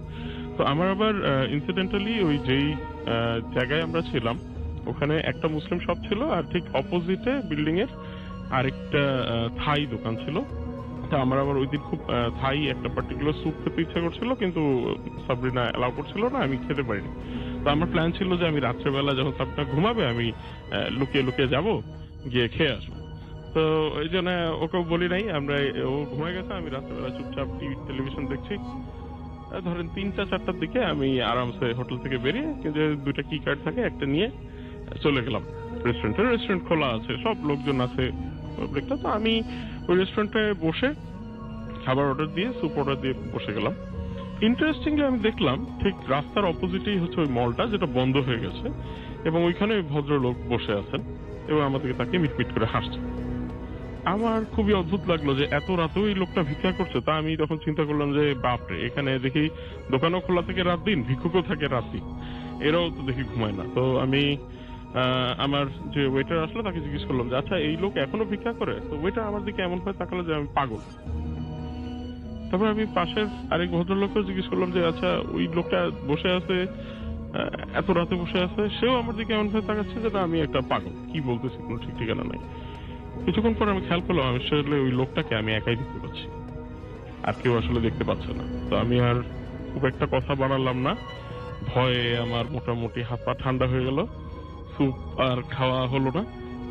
তো আমি চিন্তা করলাম যে না, এখান থেকে বাসায় যাই, একে তো বউকে রেখে আসছি হোটেলে, এখন বিদেশ বিভয়ে এভাবে একা একা কি বিপদে পড়বো। তা আমি ওই হোটেল থেকে অনেকখানি করিডোর হেঁটে আমার হোটেলের সামনে যেতে হবে এবং ওখান থেকে রাস্তা ক্রস করতে হবে। তো আমি হাঁটা শুরু করলাম। আমি দেখলাম রাস্তার অপোজিটে, রাস্তাটা বেশ চিকন, সিঙ্গাপুর রাস্তা কিন্তু খুব বেশি বড় হয় না, অপোজিটে ওই লোকও হুইল চেয়ার ঠেলে ঠেলে আগানো শুরু করলো। আমি এবার বেশ ভালোই ভয় পেলাম। আমি ওই মুসলিম যে শপটা, ওখানে গিয়ে কিছুক্ষণ দাঁড়িয়ে থাকলাম, দেখলাম সেও রাস্তার অপোজিটে আছে। এখন জায়গাটা একটা ক্রস রোড, চার রাস্তার একটা জায়গা। আমি ঠিক আমার রাস্তাটা ক্রস করে হোটেলে যাব, এখন ওই ভদ্রলোক যদি ওর রাস্তা ক্রস করে আমরা মোটামুটি একই জায়গায় আছি। কিন্তু আমি মানে ভয়ে ভয়ে, এখন গাড়ি ঘোড়াও চলছে, লোকজনও আছে, কিন্তু কেউ কিন্তু কিছু দেখতে পাচ্ছে না, আমি দেখতে পাচ্ছি। তা আমি ভয়ে ভয়ে রাস্তাটা ক্রস করলাম, দেখলাম ওই লোক আর ক্রস করলো না, ও ওখানে বসে বসে হাসতে থাকলো। আমি মোটামুটি দৌড়ায় গিয়ে হোটেলে ঢুকলাম। হোটেলের লবির লোকটাকে দেখে একটু জানে পানি আসলো এবং তাড়াতাড়ি লিফটে উঠে গিয়ে ঘরে চলে গেলাম। এবং ঘরে আমার মনে হতে লাগলো যে আমার করিডোরের বাইরে ওই লোকটা হুইল চেয়ার ঠেলে ঠেলে আসছে এবং দরজা খুললেই দেখতে পাবো। ভয়ে আপনি সবসময় ফিল করছিলেন, মানে ওই ভয় আমি এক্সপ্লেন করতে পারবো না, সেই রকম ভয় লাগছে। সাবরিনা ঘুমাচ্ছে, আমি ডাকি নাই, আমি মানে মোটামুটি ঘেমে গেছি পুরোপুরি, এরকম অবস্থা। তা আমি সকাল পর্যন্ত আসলে ঠিক মতো ঘুমাতেই পারিনি, ঘুম তো আসেই নাই, মানে আমি বসে বসে ঘড়ি দেখছি, এরকম একটা অবস্থা। সকালবেলায়ও বেরোতে ভয় লাগছে। এখন যখন হাউসকিপিং এসে ধাক্কাধাক্কি করছে যে হ্যাঁ, তখন আমি সাহস করে দরজা খুললাম এবং বেরোলাম। এবং ওই দিন আমরা ধরুন কিছু ছোটখাটো শপিং থাকে মোস্তফার পাশে জায়গাটা, তো ওখানে ওই যেই মার্কেটটায় রাত্রেবেলায় ভদ্রলোক বসেছিল, মানে যাকে দেখেছি বা দিনের বেলায় বসেছিল, ওই মার্কেটে স্টারবাক্স আছে। তো ওইখানে স্টারবাক্সে আমি বসছি, সাবরিনা বাজার করে, ও বললো যে আমি ব্যাগগুলো রেখে আসি, দেন আমরা কোথাও যাবো। তো আমি ওখানে যখন বসে আছি, বেশ সময় লাগছে ওর আসতে। তো আমি ওখানে মার্কেটের যে দারোয়ান আছে তাকে জিজ্ঞেস করলাম যে আচ্ছা, এখানে একজন ভদ্রলোক ছিল প্রতিদিন ভিক্ষা করে, ও গেল কোথায়? বলতো ও আচ্ছা, তুমি ওই ভদ্রলোকের কথা বলছো, ইন্ডিয়ান? হ্যাঁ, সে তো গতকাল মারা গেছে। আমি মোটামুটি কিছুক্ষণ, তার মানে আপনি এতক্ষণ, মানে আপনি যখন তাকে টাকা দিয়েছিলেন, হ্যাঁ, তখন সে বেঁচে ছিল, জীবিতই ছিল, কিন্তু ওই দিনই সে মারা গেছে। এবং মারা যাওয়ার পরে তিনি আবার পরবর্তীতে আসেন। পরবর্তী মানে রাত্রেবেলায় আপনি দেখেছেন? আচ্ছা, এটা নয় হ্যালুসিনেশন হলো, আমি ধরলাম। আমি নিজেও তাই ধরেছি। আমি ইনফ্যাক্ট যখন স্যুপ খাচ্ছিলাম তখন চিন্তা করলাম যে আমি কি এখানে কোনো মাশরুম আছে নাকি। আমি অ্যাজ লজিক্যাল, যতখানি লজিক্যাল পসিবল চিন্তা করেছি, কিন্তু এক্সপ্রেশন পাইনি। আপনি আরেকটা ঘটনা কি আপনি বলতে চান? আরেকটা ঘটনা কি বলতে চান? না, আচ্ছা, আরেকটা ঘটনা বলতে চান না? আচ্ছা আচ্ছা, তো আপনি তার মানে যখন ওকে টাকা দিয়েছিলেন তখন সে জীবিতই ছিল, পরবর্তীতে সে আর মানে যখন আপনি মোটামুটি পরবর্তীতে যখন তাকে আবার দেখছিলেন তখন সে আসলে না, মানে ওর ওই দারোয়ানের ইনফরমেশন অনুযায়ী তাই সে আসলে ওই দিনই মারা যায়। রাত্রেবেলায় আমি যাকে দেখেছি তার বেঁচে থাকার কথা না, এবং মানে খুব নর্মাল ভাবে সে রাত্রেবেলায় মিটমিট করে, মানে জিনিসটা অস্বাভাবিক। আপনি ভয়াবহ অস্বাভাবিক। সেটাই, ফকিরকে যদি রাত্রেবেলায় বন্ধ মার্কেটের সামনে বসে থাকতে দেখেন এবং আপনি ঠিক রাস্তা ক্রস করেছেন, আমি ইভেন গায়ে চিমটি টিমটি দিয়ে দেখলাম যে আপনি ঘুমাচ্ছিলাম না কি করছেন, আমি দেখি আমি পুরোপুরি সজাগ ভাবে তাকে দেখতে পাচ্ছি। এর চেয়ে ভয়াবহ অভিজ্ঞতা আর কিছু হতে পারে না। Thank you very much. So এই হচ্ছে ঘটনা, এবং আমরা প্রথমে চলে যাই হুমায়রার কাছে এবং হুমায়রার হাজবেন্ডের কাছে। তারা দুইজন মিলে ইনফ্যাক্ট একটা ঘটনা বলবেন এবং সেই ঘটনাটা আমরা তাদের কাছ থেকে শুনবো। ঘটনাটা কোথায় ঘটেছিল? রাসেল ভাই, ঘটনাটা ঘটেছে দিনাজপুর শেতাবগঞ্জে। ঘটনাটা শেতাবগঞ্জে। এটা এক রাতে ঘটে যাওয়া ঘটনা। এটা আমার বড় বোনকে ঘিরে, যদিও বড় বোনকে ঘিরে, বাট ভিকটিম আমরা সবাই, মানে আমার হোল ফ্যামিলি। তো এটা আমার বিয়ের ডিসেম্বর 2012 16 ডিসেম্বরের ঘটনা। আমরা সবাই মিলে শর্ট ট্যুরে যাই, আমার ফ্যামিলি, আমার হাজবেন্ডের ফ্রেন্ড সবাই জয়েন করেছিল। তো আমরা বেসিক্যালি মানে যাওয়ার মানে গেছি ওখানে। তো থার্ড ডে 3 দিনে যত সমস্যা শুরু হয়, তো আমরা আমার চাচা শ্বশুরের বাসায়, হ্যাঁ আমরা চাচা শ্বশুরের বাসায় দাওয়াত খাওয়ার পর আমরা প্ল্যান করলাম যে আমরা প্রায় অটো রাইস মিল যাবো দেখতে। অটো রাইস মিল যাওয়ার মানে রওনা হওয়ার পর প্রায় সন্ধ্যা হয়ে গেল, কজ ওটা মানে ডিসেম্বর ছিল, তো শীতের সময় ছিল। তো আমরা যাওয়ার পর প্ল্যান করলাম চিমনিতে উঠবো, চিমনিতে উঠবো। তো চাচা সাবধান করে বললেন যে চিমনিতে উঠতেছে ভালো কথা, বাট তাড়াতাড়ি নেমে যাও, বেশিক্ষণ থেকো না, আজানের আগে পারলে নেমে যাও। তো আমরা উঠার পর মানে এতই ব্যস্ত হয়ে গেলাম ছবি তোলার জন্য যে কোনো কিছুই মনে হলো না। তো হঠাৎ আমার হাজবেন্ড মানে বললো যে আজান দিতেছে, আজানের মিডল একদম মধ্যেখানে। তো বলতেছে চাচা তো বলছিল নেমে যেতে, তোমরা নামতেছো না কেন? তো একে একে আমরা নামছি, সবাই নামলাম। নেমে খেয়াল করলাম যে আমার আপু নামেনি। তো আমার আপুর সাথে আমার হাজবেন্ডের খুব ভালো সম্পর্ক, ওরা খুবই ভালো ফ্রেন্ড। তো আমার আপু জাস্ট মিশু বলতেছে চিমনির উপর তাকালো যে আপু ওখানে আছে কিনা। তো জাস্ট হ্যাঁ অ্যাজ ইউজুয়াল আপু ওদিকেই আছে এবং একটা দৃষ্টির দিকে তাকায় আছে, আউট ভিউর দিকে তাকায় আছে। আচ্ছা ভালো কথা। তো আমার আপু মানে মিশু এক দৌড়ে চলে গেছে, টাইম ওয়েস্ট না করে মিশু এক দৌড়ে উপরে চলে যায়, আপুকে মানে নক করলো যে তুমি নামো নাই কেন, আমরা সবাই নেমে গেছি, তুমি নামো নাই কেন? তো বলে তোমরা কখন নামলা? আমি জানি না। তো ও নামতে চাইনি, বলে আরো কিছুক্ষণ থাকি। তো আমার হাজবেন্ড বলতেছে না চলো, এক প্রকার জোর করে চলে এসেছে। এক প্রকার জোর করে তো আমরা তখনো বুঝিনি যে রাতে কি ওয়েট করতেছিল আমাদের জন্য ভাইয়া। তো অ্যাজ ইউজুয়াল আমরা পার্টি টাটি করে খাওয়া দাওয়া করে যার যার রুমে চলে গেছি। ওর হাজবেন্ডকে নিয়ে ওর মেয়েকে নিয়ে ওর রুমে চলে গেছে। আমরা এক রুমে প্রায় 10-12 জনের মতো আমরা গল্প করতেছি।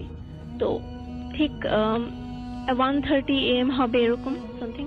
তো আমাদের গ্রামের মানে আমাদের যে বাড়িটা ওখানে ওটার ফ্রন্ট গেটটায়, ওটার ফ্রন্টে যে গেটটা ওটা পুরো লোহার। তো এমন জোরে যে একটা জাস্ট আওয়াজ হলো, গুম করে একটা আওয়াজ হলো, জাস্ট গুম। মানে এটা মানুষের পক্ষে দেওয়া সম্ভব না হয়তো, মানে এমন মানে গুম করে আওয়াজ হলো যে আমাদের উপরে টিনের ছাদ ছিল এবং গ্রিল ছিল, পুরো শেক করে গেছে, পুরো শেক, মানে জাস্ট শেক। তো আমরা ভয় পেয়ে গেছি, আমরা কথা বলা স্টপ করে সবাই শুনতেছি। জাস্ট ওইটা রেশ কাটতে না কাটতেই পিছনের দরজায় জাস্ট একটা গুম করে শব্দ, কিন্তু খুব স্লোলি। তো আমার হাজবেন্ডের কাজিন ছিল, ও ব্যাপারটাকে হালকা করার জন্য যে বলছে গ্রামের বাড়ি হয়তো ডাব অথবা অনেক কিছু পড়তে পারে। যাই হোক, এটা ব্যাপারটা পুরোপুরি ইগনোর করলাম আমরা। তো রাত ঠিক কটা বাজে আমি বলতে পারবো না, জাস্ট আমাদের গেটে নক, যে ঘরে বসে আমরা গল্প করতেছি, আমার গেটে নক, 2টা নক। তো আমার আপুর গলার ভয়েস, খোল, গেট খোল। তো আমার আপুর গলার ভয়েস শুনে যে আমি এতটাই শকড হলাম যে আমার আপু অনেক ভীতু প্রকৃতির। লাইক ও যে আসবে কাউকে ইনফর্ম না করে, হয়তো আমাকে ফোন দিবে যে মিশুকে পাঠাও, অথবা ও কাউকে নিয়ে আসবে, ও একা আসবে না, কারণ করিডোর দিয়ে গ্রামের বাড়ি, ও একা জীবনও আসবে না। তো ওকে গেট খুলে আমরা অবাক হয়ে গেছি। তো ও জাস্ট যখন ভিতরে ঢুকে বললো, জাস্ট রাগ করে বললো, তোমরা এতক্ষণ গল্প করতেছো, তোমরা ঘুমাবা না, কালকে আমরা ঢাকায় যাব। ও এটা বলে ও নিজেই গল্প করে মানে আমাদের সাথে জয়েন করলো। তো ভাইয়া ছিল, মিশু ফ্রেন্ড ছিল, মুকুল ভাইয়া।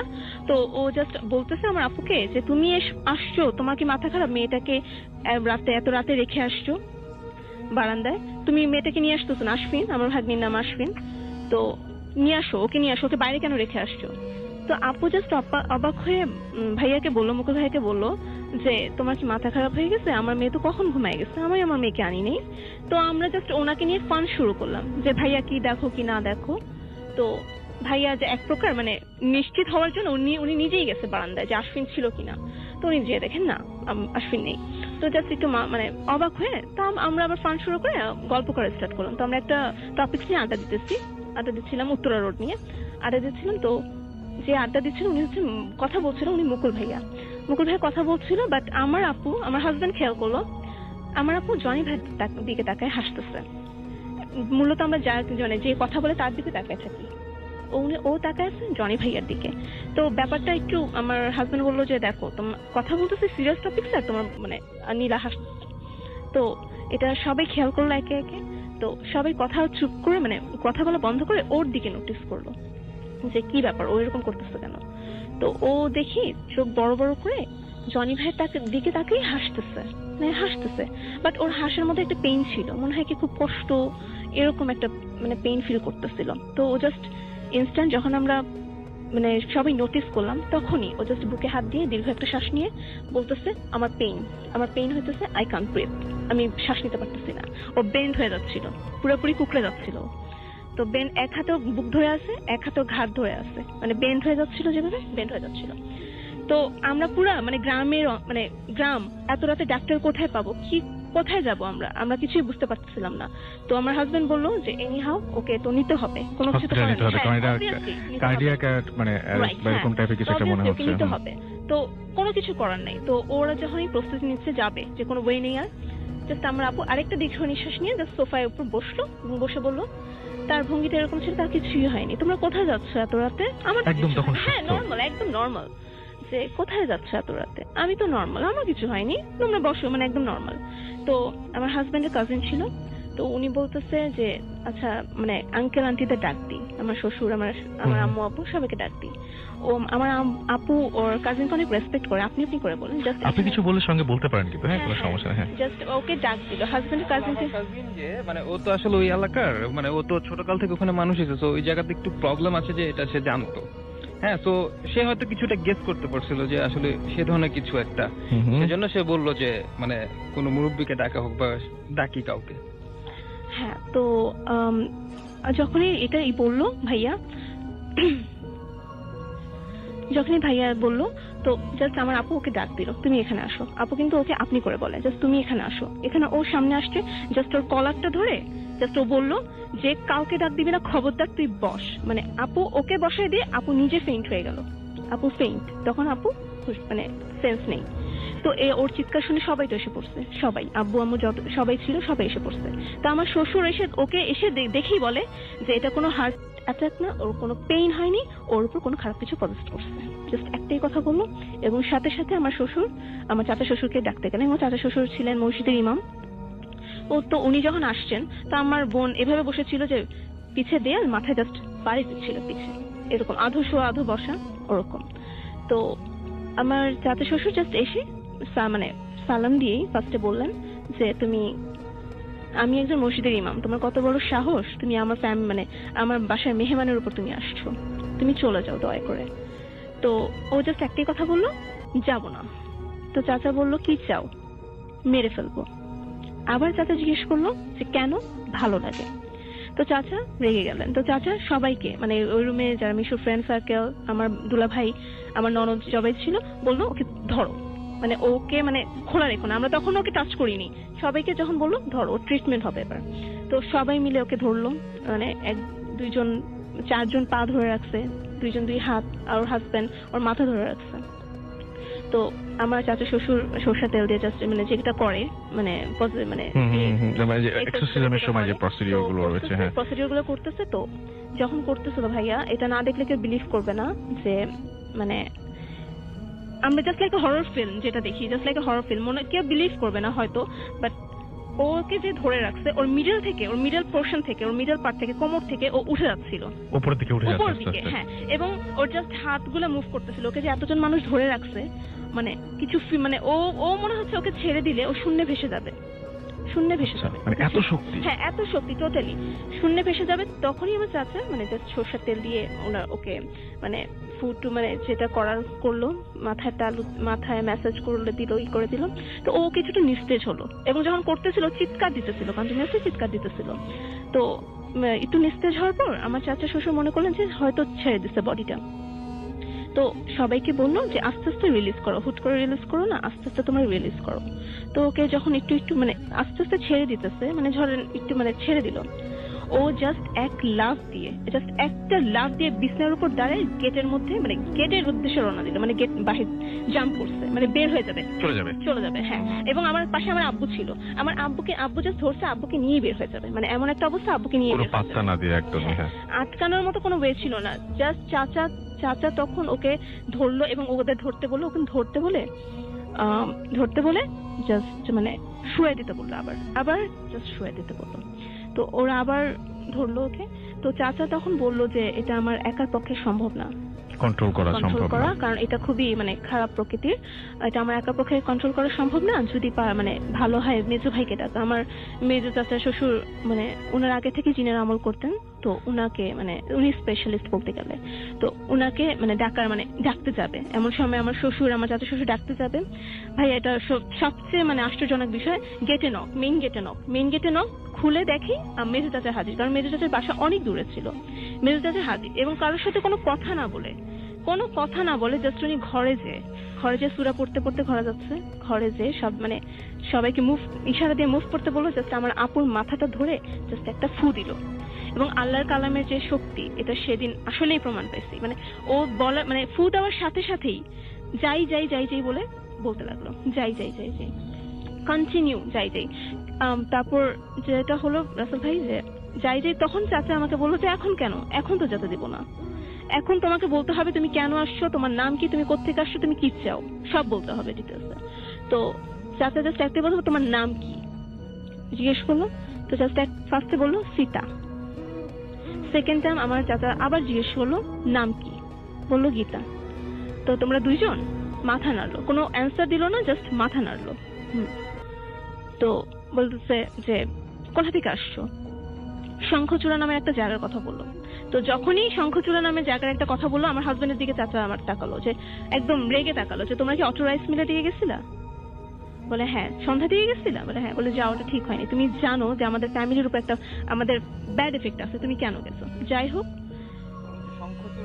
ভাই শঙ্খচূড়াটা এমন একটা জায়গা যে আমাদের অটো রাইস মিলের পিছনের জায়গাটার নামই হচ্ছে শঙ্খচূড়া, আর ওখানে একটা চিতা খোলা আছে। মেইনলি মানে সমস্যাটা হয়েছেই সেখানে, মানে সন্ধ্যার সময় ওঠাতে উপরে মানে চাচার কথা মতো আর কি, যে ওখান থেকে সমস্যাটা শুরু হয়েছে। তো চাচা বললো যে এখন ওর বডিতে যে মানে যারা আছে তারা ওই মানে শ্মশানেরই বাসিন্দা বলতে গেলে।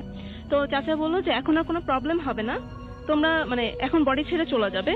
তো তোমরা যেটা করার, তোমরা প্রত্যেকটা ঘরের গেট খুলে দাও, প্রত্যেকটা ঘরের গেট খুলে দাও, main gate, even main gate, বাসার মেইন গেট, বারান্দার গেট, মানে যত গেট আছে সব খুলে দাও এবং সব গেটের থেকে সরে যাও। তো রাসেল ভাই ডিসেম্বরের মান্থ, দিনাজপুরে প্রচুর ঠান্ডা পড়ে এবং আমাদের এনভায়রনমেন্টটা মানে অ্যাটমসফিয়ারটা এমন হয়ে গেছিল যে গরমে আমরা ঘামতেছিলাম, গরমে ওই মুহূর্তটা মানে গরমে সব দরজা খোলা, হ্যাঁ সব দরজা খোলা, মানে টেম্পারেচার অনেক, মানে দিনাজপুরের টেম্পারেচার আপনারা জানেন তো, এত হিট ছিল যে যখন বাতাসটা মনে হয় বের হচ্ছিল মানে পুরো বাসার গরমটা নিয়ে মনে হয় বের হয়ে যাচ্ছিল এরকম। তো মূলত যখন বের হয়ে যায় আমার আপু সাথে সাথে ফেইন্ট হয়ে যায়, ওর আর কোনো সেন্স আসে না, ফেইন্ট হয়ে যায়। তো সাথে সাথে আমার মেজো চাচা যে উঠানে দাঁড়ায় কোরআন তেলাওয়াত শুরু করছে, কোরআন তেলাওয়াত করতেছে 10 মিনিটের মতো প্রায় কোরআন তেলাওয়াত করলো। কোরআন তেলাওয়াত করার পর কোরআন শরীফটা বন্ধ করার পর জাস্ট একটাই কথা বললো আমাদের উদ্দেশ্যে, যে এখন থেকে রাত 3:30 তখন বাজে, এখন থেকে ফজরের আজান পর্যন্ত আমি গেট লক করে দিয়ে যাচ্ছি, ইভেন প্রত্যেকটা গেট, বাসার রুমের এবং মেইন গেট, প্রত্যেকটা গেট লক করে দিয়ে যাচ্ছি ফজরের আজান পর্যন্ত, আমি এসে খোলা না পর্যন্ত তোমরা কেউ খুলবা না। কারণ হিসেবে বললো উনি যে যারা এখানে আছে বডিতে পজেস করছিল, হ্যাঁ জিন যারা, তো ওরা খুবই মানে খারাপ প্রকৃতির, লাইক খুবই এই টাইপের বললেন, পিশাচ টাইপের বললেন। তো ওরা মূলত বডি ছেড়ে গেছে, বাট বাসার বাউন্ডারি ছেড়ে যায়নি, ওরা অনেক কৌশলে অনেক কিছু করবে। আর আমার আপুকে যদি একবার বের করতে পারে বাসার বাউন্ডারি থেকে, এটাও বলে গেছিল চাচা যে ফেরত পাওয়া যাবে না, এটা বলে গেছিল যে ওকে হয়তো পাওয়া যাবে, হয়তো খুব খারাপ অবস্থায় পাওয়া যাবে, বাট ওকে মানে ওকে যে নরমাল পাওয়া যাবে না। তো যাই হোক চাচা গেট লক করছে, প্রত্যেকটা গেট লক করছে রাসেল ভাই। তো আমরা ডিসিশন নিলাম আমরা ঘুমাবো না, যেহেতু পরের দিন আমাদের ঢাকায় ব্যাক করার কথা, আমরা ঘুমাবো না। তো আমরা যে রুমটায় আপুকে মানে পজেস্ট করছিল ওই রুম থেকে আপুকে শিফট করে দেওয়া হয় অন্য রুমে, আপুর রুমে। তো আমার আপুর রুমে আমার শ্বশুর কোরআন তেলাওয়াত করতেছিলেন, আর আমরা অন্য রুমে বসে মানে চিন্তা করতেছিলাম এটা কি হলো, হ্যাঁ কারণ এটা তো কখনো আমরা দেখি নেই, এটা আমাদের চোখের সামনে হয়ে গেল, এটা কি। তো যাই হোক রাসেল ভাই কথা বলতে বলতে ফার্স্ট টাইম যে গেটে একটা ঘুম করে শব্দ হয়েছিল, সেকেন্ড টাইম পজেস্ট হওয়ার আগে সেকেন্ড টাইম সেই শব্দটা ফ্রন্ট গেটে এবং পিছের গেটে অ্যাট এ মোমেন্ট, 1 সেকেন্ডের ব্যবধানে। আর আবার 2 মিনিট পর আমরা যে রুমে বসেছিলাম ওই রুমের জানালায় স্ক্র্যাচ, যেহেতু জানালা টিনের এসে ছিল, ওই যে লোহার ছিল, স্ক্র্যাচ, গ্রিলে স্ক্র্যাচ, মানে গ্রিলে কেউ যদি নখ টেনে টেনে নিয়ে যায় অথবা কোনো কিছু টেনে টেনে নিয়ে যায় ওরকম স্ক্র্যাচ। এবং বাইরে একটা টয়লেট ছিল আমাদের, যেখানে চাপকল, রাত 3:30টার দিকে চাপকলের পানি চাপতেছে এবং গোসল করার আওয়াজ, মানে কেউ পানি ঢালতেছে। সবচেয়ে মানে ভয়ঙ্কর যেটা ছিল, কেউ টয়লেটে হেঁটে যাচ্ছে, মানে আমাদের পা টেনে টেনে হেঁটে যাচ্ছে, লাইক খড়ম পরে কেউ যদি ভারী পায়ে হাতে। এবং আমার বোনের নাম নীলা, বলে রাখি রাসেল ভাই, নীলা করে ডাক দিতেছে, লাইক নীলা নীলা এইভাবে ডাক দিতেছিল। এটা সবাই শুনছে আমাদের, মানে ফজরের আজান পর্যন্ত এটা কন্টিনিউয়াসলি হচ্ছিল। হয় চাপকলে চাপ দিতেছে, না হলে গেটে বাড়ি দিচ্ছে, স্ক্র্যাচ হইতেছে এরকম। আর আমরা এতটাই ভয় পেয়েছি, আমি এতটা ভয় পেয়েছি যে আমি কান্না করতেছিলাম, যে এরকম ভয় আমি কখনোই পাইনি। তো এরকম ফজরের আজান পর্যন্ত রাসেল ভাই কন্টিনিউয়াসলি হচ্ছিল। এবং যখনই আমার চাচা শ্বশুর আজান দিতে যায় তখন গলা কাশি দিয়ে যাচ্ছিল যে হ্যাঁ আমি যাচ্ছি, মানে একটা ইঙ্গিত করে গেল, হ্যাঁ আমি যাচ্ছি, কোনো রকম করো না, টেনশন করো না। তো যেই ফজরের আজানটা দিল রাসেল ভাই, ফজরের আজানটা সেদিন যে এত সুন্দর লাগলো, মানে এরকম সুন্দর মনে হয় কখনো মনে হয় হাঁপ ছেড়ে বাঁচছি, মানে এত সুন্দর আজানটা। তো সেদিন আমার চাচা শ্বশুর আবার তর্জমাও করলো, আর যেমন কোরআন তেলাওয়াত করে মাইকে আজানের পর গ্রামে অনেকে তর্জমা, সেটা করলো। তো আজান দেওয়ার পর আলো ফুটার পর আমার মেজো চাচা এসে গেট খুললো, মানে যত লক ছিল গেট খুলে তো বললো যে আমার হাজবেন্ডকে ডেকে বললো যে যত তাড়াতাড়ি সম্ভব তোমরা মানে ঢাকার উদ্দেশ্যে রওনা হও, আর হচ্ছে যে ওকে যমুনা পর্যন্ত ফলো আপ করবা, মানে চোখে রাখবা। যমুনা ক্রস করার পর ওর অ্যাটিটিউডটা দেখবা, আর যমুনা ক্রস করার আগে ওর অ্যাটিটিউডটা লক্ষ্য করবা। তো রাসেল ভাই মানে চাচা যেটা বললেন আসলে, মানে যমুনা ক্রস করার আগে ওর অ্যাটিটিউড মানে এমন ছিল যে ওর নিজের মেয়েকেও কোলে নিতেছে না, মানে ওর নিজের মেয়েকে যে কোলে নিবে অথবা মানে একটা হ্যাঁ আমার মেয়ে, সেই ধরনের কোনো কিছু নাই, কোনো খাওয়া দাওয়া কোনো কিছু না, কোনো কিছু এবং মেজাজ পুরোপুরি অন্যরকম, যে সেই এরকম। হ্যাঁ, এবং জনি ভাইয়াকে দেখে কন্টিনিউয়াসলি ভয় পাচ্ছিল, মানে জনি ভাই যদি সামনে দিয়ে যায় সে অন্যদিকে যাচ্ছে, এরকম একটা ভয়। তো আর যমুনা ক্রস করার পর অনেকটাই নর্মাল, অনেকটাই স্বাভাবিক। আর জনি ভাইয়া যে ঘটনাটা, ও আমার হাজবেন্ড বলুক, কারণ ওকেই বলছে, আমার বোন ওকেই বলছে। হ্যাঁ হ্যাঁ রাসেল ভাই, থ্যাংক ইউ। আমার মনে হয় যে মোস্ট ইম্পর্টেন্ট পার্ট এই এই ঘটনাটার, যেটা যে আমি কখনোই এরকম শুনিনি আসলে আগে, যে মানে যখন সকাল হয়, ও যখন একটু সুস্থ বোধ করে, তখন আমি ওর রুমে যাই, ওকে আমি জিজ্ঞেস করি যে আসলে রাতে কি হয়েছিল। অ্যাকচুয়ালি আমারও জানার খুব ইন্টারেস্ট ছিল যে আসলে কি ব্যাপারটা, কি হলো, কি দেখলো এরকম। হ্যাঁ, তো ও আমাকে যেটা বললো, যে জাস্ট একটা কথাই বললো যে আচ্ছা মানুষকে এভাবে মারতে পারে। তো আমি ওর কথাটা শুনে মানে খুবই অবাক হয়ে গেলাম যে কি ব্যাপার, কে কাকে মারার কোনো ব্যাপারই ঘটেনি। তখন আমি ওকে বললাম যে আপু তোমাকে কে মারছে, তুমি আমাকে বলো, আমার সাথে শেয়ার করো, আমি মানে করব, যে ব্যবস্থা নিব যে কে এটা করলো। তো বলতেছে যে জনি আমাকে এভাবে মারলো, মানে আমার কাজিনের কথা বলতেছে, আমরা তো ফ্রেন্ড প্লাস কাজিন একই রকম। তো আমি আরো অবাক হলাম যে জনি তোমাকে মারছে, কিভাবে মারলো, কেন মারলো। বলে যে ওই যে যখন গল্প বলতেছিল, মুকুল যখন কথা বলতেছিল, আমার এক ফ্রেন্ডের কথা, যে আমি খেয়াল করলাম, মানে ও আর চোখে খেয়াল করছে যে জনি ওর দিকে তাকায় আছে। কিন্তু রাসেল ভাই, আপনি কি নোটিস করছিলেন, হুমায়ুন কিন্তু বলছে আমরা সবাই দেখছি যে নীলা জনির দিকে তাকায় ছিল, কিন্তু নীলা যেটা বলতেছে যে জনি নীলার দিকে তাকান আর চোখে, তখন ওর ভাষ্য মতো যে ও জনির দিকে তাকায় এবং ও দেখে যে জনি ওর দিকে তাকায় হাসতেছে। তো এক পর্যায়ে ও দেখে যে জনির চোখগুলো লাল হয়ে বড় বড় হয়ে যাচ্ছে, মুখ বিকৃত হয়ে যাচ্ছে, ব্ল্যাক শ্যাডো চলে আসতেছে মুখের মধ্যে, মানে খুবই মানে প্যারানর্মাল একটা ব্যাপার চলে আসছে ওর মুখে, এবং হাত দুটা কোনই থেকে উপরের দিকে উঠে যাচ্ছে বেন্ড হয়ে, আর ঘাড় 60 ডিগ্রি অ্যাঙ্গেলে ঘুরে যাচ্ছে। মানে খুবই একটা ভয়াবহ পরিস্থিতিতে জনি ওর উপর জাম্প করে, তারপর আর ওর কিছু মনে নেই। তো ওইটাকে ধরেই নিচ্ছে যে জনি ওকে মারছে, তো এরকম কিছু একটা দেখছে।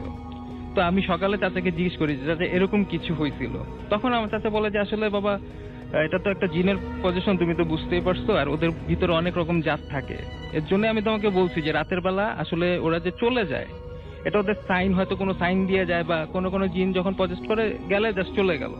কিন্তু কিছু প্রকৃতির আছে এরা খুবই খারাপ জাতের, মানে তারা কথা দিয়ে কথা রাখে না। আমি বুঝতে পারছি যে এটা কোন প্রকৃতির ছিল, এর জন্যই আমি বলছি যে ঘর থেকে কেউ বের হবে না। হ্যাঁ, এবং তাদের পজিশন ছিল যে দুইটা জিন ছিল এখানে, যে ইফেক্ট দিছে। ফার্স্টে আমার ফ্রেন্ড মুকুল দেখে যে নীলার মেয়েটা পিছনে দাঁড়ানো, আমরা কেউই দেখলাম না, ওইটা একরকম ইফেক্ট। আবার নীলা যেটা দেখলো যে জনি ওর উপর লাফ দিয়ে পড়লো, এটাও হচ্ছে একরকম ইফেক্ট।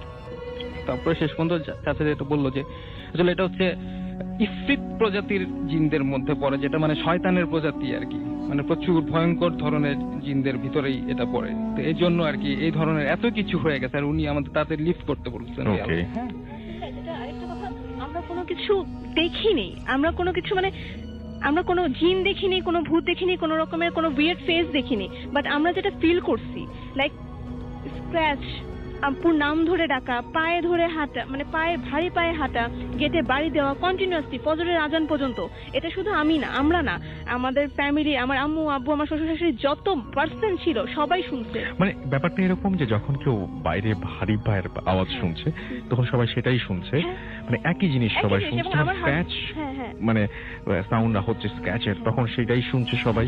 যখন নক করছে তখন সেই নকের শব্দই শুনছে। এবং আমার হাজবেন্ড কন্টিনিউয়াসলি আমার দুলাভাইয়ের সাথে মানে করতেছে, ইন্টারঅ্যাক্ট করতেছে যে ভাইয়া আপনি কিছু শুনতেছেন, এই রুম থেকে ওই রুম, ভাইয়া আপনি কিছু শুনতে আওয়াজ পাচ্ছেন? বলে হ্যাঁ পাচ্ছি। বলে বের হয়েন না, বের হয়েন না।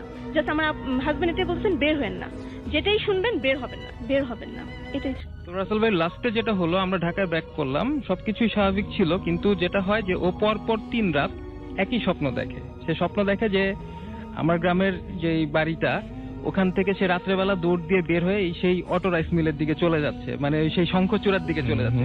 পর 3 রাত দেখার পরে আমরা এটা নিয়ে আবার একটু চিন্তা করলাম যে এটা কেন হচ্ছে। চাচাকে ফোন করা হলো, চাচা বললো যে তোমরা এক কাজ করো, ঢাকায় ভালো কোনো হুজুর বা কোনো মানে ইসলামিক স্কলারের ইয়েটা নাও, তোমরা সাজেশন নাও।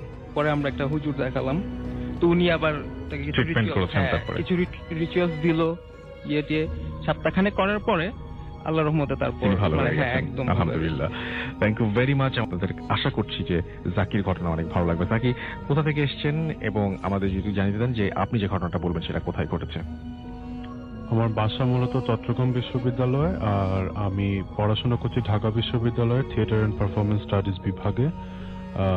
ঘটনাটা আমাদের কলাভবনে ঘটে যাওয়া। আচ্ছা, ঘটনাটা প্রথম যে ঘটনাটা কলাভবনে, সেটা হলো আমাদের ফাইনাল ইয়ারের কৃপা আপু আমাকে বলেছিলেন। তো আমাদের ডিপার্টমেন্টটা হলো কলাভবনের টপ ফ্লোরে 6 তলায়। আমাদের কিছু কোর্স থাকে, একটা কোর্স হলো সেট ডিজাইন, নাটকের সেট ডিজাইনের। তো তখন কৃপাপুদের পরীক্ষার আগে কিছুদিন তাদেরকে বেশ রাত পর্যন্ত কাজ করতে হতো ডিপার্টমেন্টে। তো আমাদের ডিপার্টমেন্টে এমনিও অনেক রাত পর্যন্ত কাজ হয়, এই কারণে ডিপার্টমেন্ট 6 তলা সবসময় আলোকিতই থাকে, কিন্তু অন্য ফ্লোরগুলো কলাভবনের অন্ধকার থাকে। এই করিডোরে 2-1টা লাইট থাকে। এখন যেদিন ঘটনাটা যেদিন শুরু হলো, সেদিন কৃপাপু এবং সাথে তার 2 ফ্রেন্ড ছিল, তারা নামছেন। তারা যখন 3 তলায় নামলেন, 3 তলাও অন্ধকার, করিডোরে 2-1টা লাইট আছে। আর কলাভবনের সিঁড়িটা হলো কলাভবনের ঠিক মাঝখানে, আর সিঁড়ির 2 পাশে করিডোর দুই পাশ দিয়ে অনেক লম্বা। কলাভবন বিল্ডিংটা পাশাপাশি অনেক লম্বা। তো তারা দেখলো যে তাদের হাতের বাম পাশে করিডোরের একবারে লাস্ট প্রান্তে একজন লোক বসে আছে। লোকটা খালি গায়ে, একটা নর্মাল ফর্মাল প্যান্ট পরা, এবং সে উত্থিত পদ্মাসনে বসা। উত্থিত পদ্মাসনটা হলো 2টা পা ফোল্ড করা থাকে এবং হাতের তালু শুধু মাটিতে থাকে, আর বাকি বডির পুরো পার্টটা উপরে থাকে, মানে হাতের উপরে ভর দিয়ে বসা, বডিটা উপরে উঠে। এটা হলো উত্থিত পদ্মাসন। তো এই জিনিসটা তাদের কাছে খুব অদ্ভুত লাগলো। তারা এর জন্য প্রায় 10-15 সেকেন্ড ওই লোকটাকে অবজার্ভ করছে। হঠাৎ করে লোকটা তাদের দিকে টার্ন করলো এবং খুব একটা লোকটা তার ছিল খুবই রাগান্বিত একটা দৃষ্টি দিয়ে তাদের দিকে তাকালো। এটা দেখে তারা দৌড়ে নেমে গেল। ওদিনকার মতো ওই ঘটনা এখানে শেষ। পরের দিন আবারও তারা, তখনও প্রায় রাত 9:30-10টা বাজে নামছে, ওই দিনও 6 তলা থেকে নামছে, এবং 3 তলায় আসার পর আজকেও তারা একই ঘটনা দেখতেছে, যে ওই লোকটাই ওই একইভাবে খালি গায়ে এবং উত্থিত পদ্মাসনে বসে আছে।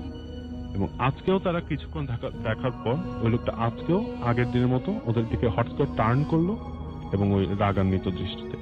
তো আজকে তারা খুব ভয় পেয়ে গিয়ে দৌড়ে গিয়ে নিচের যে নাইট গার্ড ছিল, 2 জন নাইট গার্ড থাকে কলাভবনে রাতের বেলা, তো তাদেরকে গিয়ে বললো এরকম এরকম ঘটনা। তো তারা বললো যে আমরা তো মাত্র 2 জন আছি, আর 6 তলার ডিপার্টমেন্ট ছাড়া তো আর কোনো ডিপার্টমেন্ট খোলাও নাই, তারপর তারা চেক করে আসবে বললো। তারপর গিয়ে চেক করে এসে বললো যে না, কেউ তো নাই। তো ওই দিন শেষ হয়ে গেল। থার্ড দিন আবার যখন তারা নামছে, ওই 3 তলায় নামার পর আজকেও তারা দেখলো ওই লোকটা ওই একইভাবে বসা উচিত পদ্মাসন।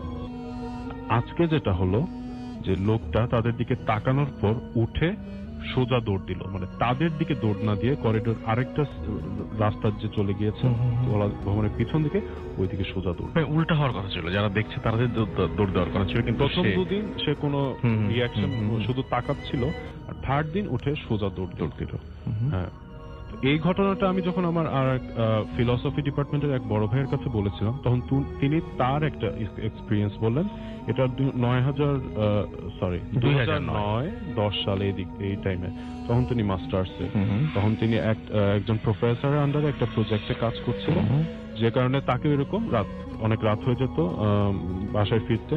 প্রজেক্ট সাবমিশনের কিছুদিন আগের ঘটনা। তো 3 তলায় ফিলসফি ডিপার্টমেন্ট, আর উনি আমাদের কলাভবনের সিঁড়ি এবং লিফট যেখানে, তার পাশ দিয়েই হলো যে প্রতিটা ফ্লোরে একটা করে বড় ক্লাসরুম আছে, লেকচার থিয়েটার টাইপের, যেখানে প্রায় 100-150 জনের ক্লাস নেওয়া হয়। বিরাট রুম যেগুলো, এবং এগুলো এসি, অনেক ডিপার্টমেন্টে এসি, এই রুমগুলো বিশেষ করে এসি থাকে, এবং দরজা জানলা সব অফ করে, এবং জানালা গ্লাসে হলো শাটার ফেলা থাকে, করে ক্লাস চলে। তো উনি প্রথম দিন যেটা দেখলেন, প্রথম দিন না, উনি প্রায় 3 দিন টানা উনি যখন ফিরতেন রাত 10টা বা 10:30, উনি দেখতেন যে ওই কলাভবনের ওই রুমগুলায়, ওনার 3 তলায়, ফিলসফি ডিপার্টমেন্টের 3 তলায়, ওই রুমটার পাশ দিয়ে আসার সময় উনি শব্দ পেতেন যে ক্লাস হচ্ছে। ক্লাসে যে অনেক মানুষ, তো মানে একটা বড় গ্যালারিতে অনেক মানুষ হলো, একটা তো নর্মালি গুনগুন বা কথা বলা আওয়াজ পাওয়া যায়, এটা উনি লক্ষ্য করতেন। প্রথম 1, 2, 3 দিন এটা লক্ষ্য করার পর 4th ডেতে ওনার সাথে আরেকজন ছিল, ওই প্রজেক্টে কাজ করছে আরেকজন। তো উনি বললেন এরকম যে আমি ওই লোক একজন যে ছিল তাকে বলছিল যে এরকম 3 দিন ধরে আমি নোটিস করছি, তো এক্সট্রা ক্লাস তো 1-2 দিন হতে পারে, প্রত্যেক দিন তো হয় না এরকম, তাও আবার রাত 10:30টায়। আর মেয়েদের হল তো আমাদের 9:30টায় বন্ধ হয়ে যায়, প্রত্যেকটা হল, তো হওয়ার কথা না। তখন ও সাথে যে ছিল সে বলে আচ্ছা এক কাজ করি, আমরা খুলে দেখি। যে তারা আওয়াজ পাচ্ছে, যেই তারা দরজাটা খুললো, অমনি আওয়াজ নাই এবং পুরো লাইট অফ, এবং রুমের ভিতর কেউ নেই। এটা থেকে তারা খুব ভয় দৌড়ায় নিচে নেমে গেল, এবং নাইট গার্ডকে গিয়ে বলে, মানে যে ভাইয়াটা 3-4 দিন ধরে নোটিস করছে, উনি বলে এরকম 3-4 দিন ধরে করছে। তখন ওই গার্ডটা তাদেরকে যেটা বললো যে মামা, আপনি তো মাত্র 3-4 দিন ধরে এইসব জিনিস দেখে ভয় পাচ্ছেন, আর আমরা বছরের পর বছর প্রত্যেক তালায় তালায় এবং বিভিন্ন ক্লাসরুমে এরকম রাত 2টা-2:30টায় ক্লাস হতে শুনি। এবং আরো ভয়ঙ্কর ব্যাপার যেটা, যে রাত 2টা-3টার সময় আপনি লিফট অন হয়ে যায়। এটা ইলিউশন না, সো এটা মানে এরকম কিছু না, মানে সবাই মানে অলরেডি জানে ব্যাপারটা, এবং এটা রেগুলার একটা ঘটনা সবার কাছে। তখনকার, এখন আমি ইদানিং ওই সময় কথাই বলছি, আমি প্রথম যেটা বলছি ওইটা আবার কিন্তু এই বছরই ঘটা। কৃপা আপু যে ঘটনাটা বলেছেন এটা এই বছরের ঘটা। তো উনি বলছেন খুব বেশি কিন্তু আগেরও না, যে ঘটনাগুলো বলছেন সেগুলো কিন্তু খুব বেশি আগের না, যে আপনি লিফট অন হয়ে যায় এবং একটা ফ্লোর থেকে একটা ফ্লোরে যাওয়া আসা করে। লিফট তো ভিতরে সুইচ যেটাতে আপনি দিবেন যাওয়া আসা করে, এরকম একটা ফ্লোর থেকে একটা ফ্লোরে যাওয়া আসা করে একাই, এবং কোনো ধরনের মানে কেউ থাকুক আর না থাকুক ব্যাপার বন্ধ হয়ে যায়। কলাভবনের লিফট হলো রবিবার থেকে বৃহস্পতিবার 5টা পর্যন্ত অন, আর শুক্র শনিবার রাত 9টা পর্যন্ত। আচ্ছা, সো এই ঘটনাগুলো ঘটছে, এবং এই ঘটনাগুলো কেন ঘটেছে বা এই ঘটনাগুলোর উৎস কোথায়, এই সম্পর্কে কোনো কিছু নিশ্চয়ই জানা যায়নি।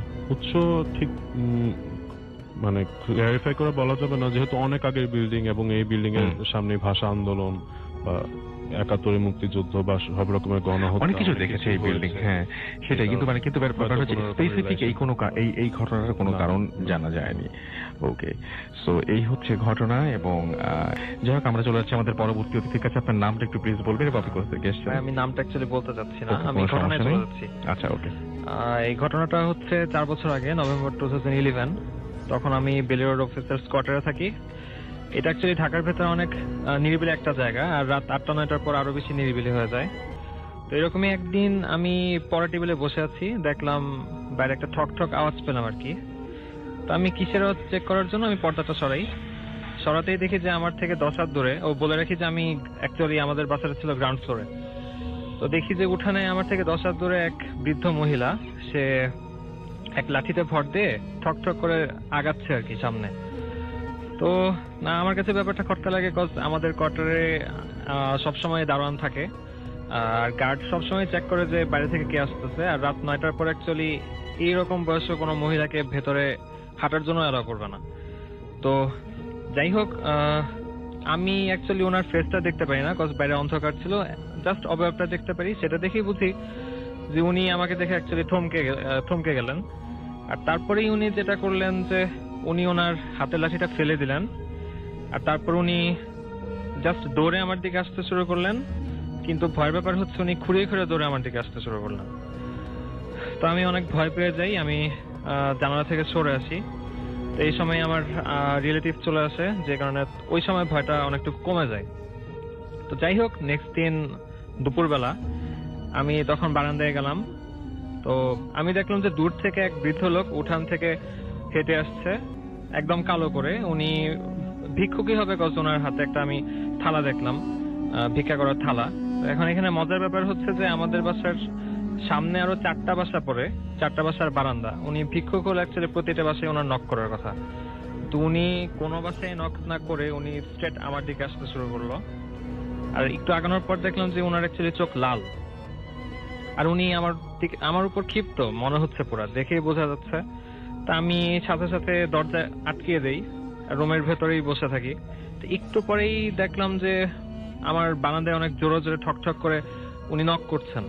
আর নকটা নর্মাল মানুষ যেভাবে নক করে ঠিক সেরকম না, ব্যাপারটা কাইন্ডা হুমকির মতো ছিল অ্যাকচুয়ালি। তো যাই হোক, আমি এটা শুনে ভয় পাই, আর উনি শুধু বলতে থাকে যে দরজা খোল। তো আমি টিভি ছেড়ে দেই, আর টিভি ছাড়ার পর আমি যেটা করি, ভলিউম বাড়িয়ে দিয়ে, যে চ্যানেলে আপনার আরবি একটা চ্যানেল আছে যেখানে শুধু সূরা আর কোরআন তেলাওয়াত করে, আমি সেটা জোরে করে অ্যাকচুয়ালি ছেড়ে দেই। এই সময় একটু পরে ওই লোক চলে যায়, যাওয়ার আগে বলে যে আমি আবার আসবো। তো যাই হোক, ওই দিনই বিকাল 4টার দিকে, তো বাসায় কারেন্ট ছিল না, আমি আমার এমপি3 রেডিও শুনতেছিলাম, আমি আমার খাটে বসেছিলাম। তো আমার খাটের সাথে যে জানালা, সেই জানালাটার পর্দা নামানো থাকলেও বাইরে থেকে কোনো কিছু গেলে সেটার অ্যাকচুয়ালি শ্যাডোটা পড়ে, মানে ছায়াটা পড়ে। তো এই সময় আমি দেখলাম বাইরে জাস্ট উঠানে কোন একটা মেয়ে হেঁটে যাচ্ছে, মানে অনবরত আমার বাসার সামনে দিয়ে হেঁটে যাচ্ছে। আমি মেয়েটার নেক পর্যন্ত দেখতে পাচ্ছিলাম, কিন্তু আমি এটা ভেবেই সন্তুষ্ট ছিলাম যে যা হচ্ছে এটা বাসার বাইরে হচ্ছে, ভেতরে হচ্ছে না। কিন্তু এটা ভাবতে না ভাবতে আমি দেখলাম ছায়াটা বড় হয়ে গেল। ছায়াটা এখন আর নেকে আমি দেখতে পাচ্ছি না, আমি কোমর পর্যন্ত দেখতে পাচ্ছি। সে এখন আমার বারান্দার ভেতরে অ্যাকচুয়ালি হাঁটছে। তো আমি অ্যাকচুয়ালি ভয় পেয়ে আমি আয়াতুল কুরসি পড়ি 3 বার। তারপর সাহস নিয়ে আমি বারান্দার দরজাটা খুলি, বারান্দার না অ্যাকচুয়ালি বাসার দরজাটা খুলি। এমপি3টা হচ্ছে আমার খাটের পাশে একটা চেয়ার 3 ফুট দূর, সেখানে রেখে দিই এমপি3 প্লেয়ারটা। তো আমি যখন খুলি দেখি যে কিছুই নেই। আমি জাস্ট আবার দরজাটা আটকাতে যাই, দেখি যে একটা শ্যাডো, কালো ছায়া, সেটা মেয়েরই ছায়া হবে, কজ উপরের চুলগুলা উঠতেছিল কাইন্ডা, সেটা ঠিক আমাকে ভেদ করে চলে গেল। খুব গরম কিছু আমার ভেতর দিয়ে চলে গেল। তো তারপরে আমি অ্যাকচুয়ালি সেন্সটা হারিয়ে ফেলি। তো আমার যখন সেন্স ফিরে, আমি দেখি যে আমি হাত পা কিছু নাড়াচাড়া করতে পারছি না, একদমই পারছি না। তো এই সময় আমি কি যেন আরবিতে বলে চিৎকার দিই, আমি আসলে নিজেও বলতে পারবো না। তো এরপরেই আমি আস্তে আস্তে আমার হাত পা মুভ করতে পারি। তো আমি ধরে নিতেছি যে এটা আমাকে বোবায় ধরতে পারে, বাট ফ্যাক্ট হচ্ছে যদি বোবায় ধরে থাকে তাহলে, আর আমি যদি ব্যাপারটা ঘুমের মধ্যেই হয়ে থাকে লাস্ট ঘটনাটা, তো আমি এমপি3 প্লেয়ারটা আমার সাথেই থাকার কথা। কিন্তু এমপি3 প্লেয়ারটা আমি যখন উঠলাম দেখলাম যে এমপি3 প্লেয়ারটা চেয়ারের উপরেই ছিল। তো এটা বলতেই হবে যে ঘটনাটা আমার সাথে ঘটেছে আর কি। এরপর থেকে আমি অ্যাকচুয়ালি রাত্রেবেলা সচরাচর চেষ্টা করি খুব নিরিবিলি হওয়ার আগেই ঘুমায় পড়তে, অ্যাটলিস্ট একটা পার্সন জেগে থাকা অবস্থায় ঘুমিয়ে পড়তে। আর যদি কোনোভাবে একদম রাত 3টা 3:30টার দিকে কখনো যদি ঘুম ভেঙেও যায়, আমি চেষ্টা করি রুমের লাইট জ্বালিয়ে ঘুমাতে, কারণ এখন আমি ভয় পাই। এখন আগে কোনো সময় ভয় পেতেন না? আমি কখনোই আগে ভয় পেতাম না। আগে 3টা-4টার সময় আমি উঠে কোনো টিভি ধরনের কোনো দেখতাম, ঝামেলা এখন হতো না। জিনিসটা কাইন্ড অফ ভয় লাগে আমার। সেটাই, মানে যে কোনো সময় যে কোনো দিন যে কেউ হঠাৎ করে এরকম কোনো কারণে ভয় পেয়ে যেতেই পারেন, এবং আপনি ভয় পাননি মানে ব্যাপারটা এরকম না যে আপনি ভবিষ্যতে ভয় পাবেন না। আপনি তো কোনোদিন ভাবেননি বোধহয় যে আপনার না, এরকম, আমার সাথে এরকম হবে আমি কখনো ভাবিনি অ্যাকচুয়ালি। কখনো ভাবেননি। সেটাই তো, আমিও সেটাই বলবো যে আমরা চলে যাচ্ছি আমাদের পরবর্তীদের কাছে। আপনার নাম প্লিজ একটু বলবেন, তারপর আপনি একটু জানাবেন আমাকে যে আপনি কোথা থেকে এসেছেন। থ্যাংক ইউ রাসেল ভাইয়া। আমি সবুজ, ড্যাফোডিলে পড়ছি সিএসসি। আমি সেই যাত্রাবাড়ি থেকে। শুনি আপনার ঘটনা। হ্যাঁ, ঘটনাটা ভাই 2010-এ। তখন ভাই আমি এসএসসি দিয়েছি, রেজাল্ট বাকি ছিল। তো আমার একটা ফ্রেন্ড ছিল, অনেক নাম। তো ওর গ্রামের বাড়ি হচ্ছে নরসিংদী। তো ওকে আমি বলেছিলাম যে তোর গ্রামের বাড়িতে যাব। তো হঠাৎ একদিন বিকালে ও আমার আম্মুর নাম্বার ফোন দেয়, ফোন দিয়ে আমাকে চায়। তো যখন ও আমাকে চাইলো তখন বললো যে আমার তো নানি মারা গেছে, তো আমি এখন যাব, আমার একা একা ভালো লাগছে না, তুই আমার সাথে চল। আমি বললাম ওকে ঠিক আছে। বাসায় আর মানে মারা যাওয়ার ব্যাপারটা বলি না, এমনি বলছিলাম ফ্রেন্ডের সাথে যাচ্ছি। তো ঢাকা মেডিকেল গেলাম, সেখান থেকে সব প্রসিডিউর করতে করতে প্রায় তখন রাতে 10টা বেজে গেছে। তো এখান থেকে একটা অ্যাম্বুলেন্স ঠিক করা, লাশের গাড়ি। তো সেটা নিয়ে আমরা বাসায় এই যে মারা গেছে এটা না বলার কোনো কারণ কি ছিল? এটা বলে হয়তো যেতে দিত না। তাই? আচ্ছা, ওকে। তারপরে শুনি। তখন তো মাত্র মানে এসএসসি পাস করেছে, পরীক্ষা দিয়েছে। তো তারপরে যখন আমরা যাত্রাবাড়ি ক্রস করি তখন প্রায় 12টা বেজে গেছে। তো এর মধ্যে ভাই হঠাৎ যখন মানে একটু নিরিবিলি হতে লাগলো রাস্তাটা, তখন ভাই গাড়ি হঠাৎ স্লো হয়ে যাচ্ছিল। তো আমি আর আমার ফ্রেন্ড, আমরা তো বয়স তখন কম ছিল, আমরা মানে খুবই ভয় পাচ্ছিলাম আসলে। আর ফ্রেন্ডের বাবা বলছিল তোমরা ঘুমানোর চেষ্টা করো, আর এটা নিয়ে তোমরা বেশি মাথা ব্যথা করো না, এরকম হয় লাসা গাড়িতে হয়, তোমরা এটা নিয়ে এত নার্ভাস হওয়ার কোনো কারণ নেই। যাই হোক ভাইয়া, ঘুম তো আসছিল না, বারবার ভয় পাচ্ছিলাম। তো এরই মধ্যে ফ্রেন্ডের বাবা চিন্তা করলো যে বিকাল থেকে ওরা কিছু খায়নি, তো সে একটা ছোট টঙের দোকানের সামনে গাড়িটা দাঁড় করালো একটু দূরে, গিয়ে বললো আসলে চলো। ড্রাইভার আর হেল্পারকে বললো আপনারা থাকেন, আমরা আসতেছি। তো আমরা যখন গেলাম ভাইয়া, একটু পরে আমরা একটু নাস্তা করতেছি, একটু পরে ড্রাইভার আসলো। ড্রাইভার আসার পরে আমার যে ফ্রেন্ডের বাবা, সে বললো যে আপনি হেল্পারকে একা কেন রেখে আসছেন, কোনো প্রবলেম হইতে পারে, আপনি থাকতেন, আমরা তো আসতেছি, আমরা আসলে আপনি আসতেন। ও বলছে কেন, ওনার সাথে তো মুরাদ ভাই আছে। তো মুরাদ ভাই বলার পরে আমি আর আমার ফ্রেন্ড কিছুটা বিচলিত হয়ে গেলাম যে মুরাদ ভাইটা কি আসলে, আমরা তো যখন গাড়িতে উঠি তখন তো কাউকে দেখি নাই। তো এর মধ্যে ফ্রেন্ডের বাবা হঠাৎ করে কিছু একটা গেস করলেন, গেস করে তিনি বললেন তোমরা চুপ থাকো, তাই তুমি গাড়িতে চলো। গাড়ি যাবে, হেল্পারকে বললো, ড্রাইভার বললো মুরাদ ভাই কোথায়, বললো মুরাদ ভাই তো চলে গেছে। তো তিনি হঠাৎ করে বললেন যে আমাদেরকে সাইডে নিয়ে বললেন, ড্রাইভারের সামনে বললেন না যে এখন কোনো কোশ্চেন করবা না, তোমাদেরকে যা বলার আমি পরে বলতেছি। ড্রাইভারকে বললো যে তিনি কিছু নাস্তা আনি, ড্রাইভারকে বললেন আপনি এগুলি খান আর সোজা গাড়ি চালাবেন। তো একটু পরে ড্রাইভার একটু পরে গাড়ি থামাতে লাগলো রাস্তার ভিতরে। ফ্রেন্ডের বাবা বলে কেন আপনি গাড়ি থামালেন, বলে মুরাদ ভাই আমাকে ইশারা দিয়েছে গাড়ি থামানোর জন্য। তো যাই হোক, কয়েকবার গাড়ি থামানো, তারপরে ফ্রেন্ডের বাবা বললেন মুরাদ চলে গেছে, এটা অন্য কিছু, তুমি সোজা গাড়ি টানো, তুমি অন্য কোনো দিকে তাকাবা না, আমাদের তাড়াতাড়ি যেতে হবে, অনেক দেরি হয়ে যাবে। যাই হোক, তারপরও রাস্তায় বিচ্ছিন্ন কিছু ঘটনা ঘটলো। তারপরে আমরা পৌঁছানোর পরে সেখানে ফজরের পরে দাফন দিয়ে আমরা সকালবেলা যখন ব্যাক করছিলাম, তখন যখন গাড়ি ঢাকার ভিতরে ঢুকলো, তখন ফ্রেন্ডের বাবা বললেন, তখন ড্রাইভারও জিজ্ঞেস করছিল বারবার যে আসলে আঙ্কেল কি হয়েছিল, আমরাও আমাদেরও প্রশ্ন কি হয়েছিল, আসলে কি ঘটনা হচ্ছিল যে তার যে ছোট মামা ছিল, সে আরো 2-3 বছর আগে 2007-08-এর দিকে সে এই রোডটাতে বাইক অ্যাক্সিডেন্ট করে মারা গিয়েছিল, এবং তার মাই মারা গেছিল হাসপাতালে। তো ফ্রেন্ডের বাবা বলছে হয়তো রাস্তায় কোনো একটা বিপদ হতে আমাদের জন্য, সে হয়তো সেভ করার জন্য আমাদের সাথে ছিল, কিংবা অন্য কোনো কারণে থাকতে পারে, সেটা আসলে আমি বলতে পারছি না। এর জন্য আসলে আমি চাইতেছিলাম যে আমরা যত তাড়াতাড়ি সম্ভব ভালোভাবে পৌঁছানোর জন্য, এটাকে আমি ইগনোর করতে চাইছি। এটাই ছিল ঘটনা।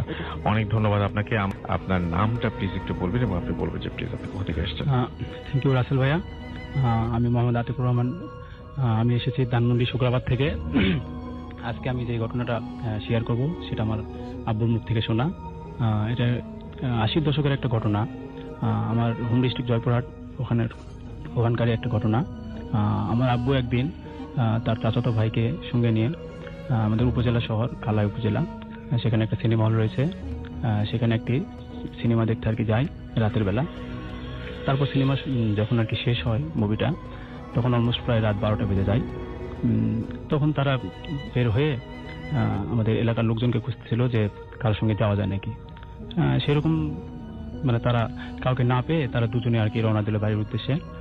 তারপর তারা কিছু দূর হাঁটার পর তারা ভাবলো যে মেইন রোড ধরে হাঁটলে অনেক বাসায় পৌঁছাতে অনেক দেরি হয়ে যাবে। তাই তারা চিন্তা করলো যে ফসলের মাঠ আছে, সেখান দিয়ে গেলে মানে বাড়িতে আর কি দ্রুত পৌঁছাইতে পারবে। তাই তারা সেভাবেই মানে ফসলের মাঠ দিয়ে যাওয়ার জন্য ফসলের মাঠে নেমে পড়লো। যখন তারা ফসলের মাঠে নেমে পড়লো তখন তারা একটা জিনিস নোটিস করলো যে মনে হচ্ছিল দূরে অনেক মানুষ একসঙ্গে কান্না করলে যেরকম একটা শব্দ হয় সেরকম একটা মানে আওয়াজ ভেসে আসছিল। তারপর তারা আর কি ভাবলো যে হয়তো পাশের গ্রামে কেউ মারা গেছে, আমরা একটু দ্রুত হাঁটি দেখি কে মারা গেল।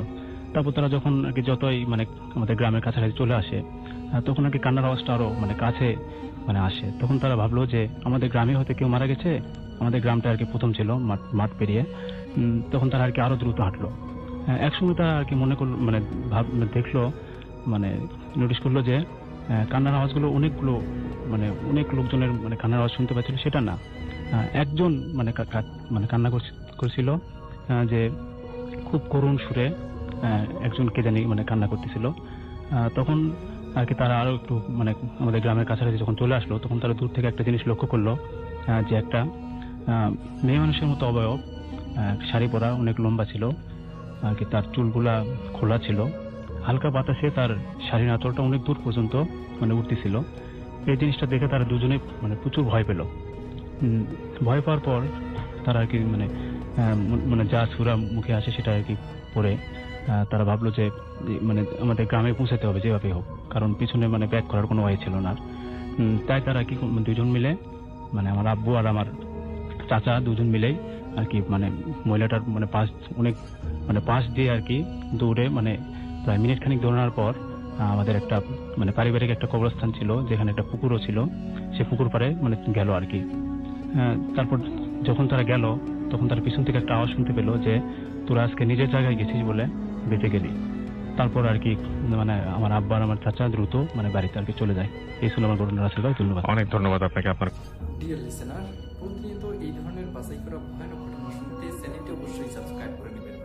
তবে আজকের এই বিষয়টি আপনাদের মাঝে কেমন লাগলো, আপনারা প্রতিনিয়ত এই ধরনের ঘটনা শুনতে ইচ্ছুক কিনা অবশ্যই কমেন্ট সেকশনে জানিয়ে দেবেন।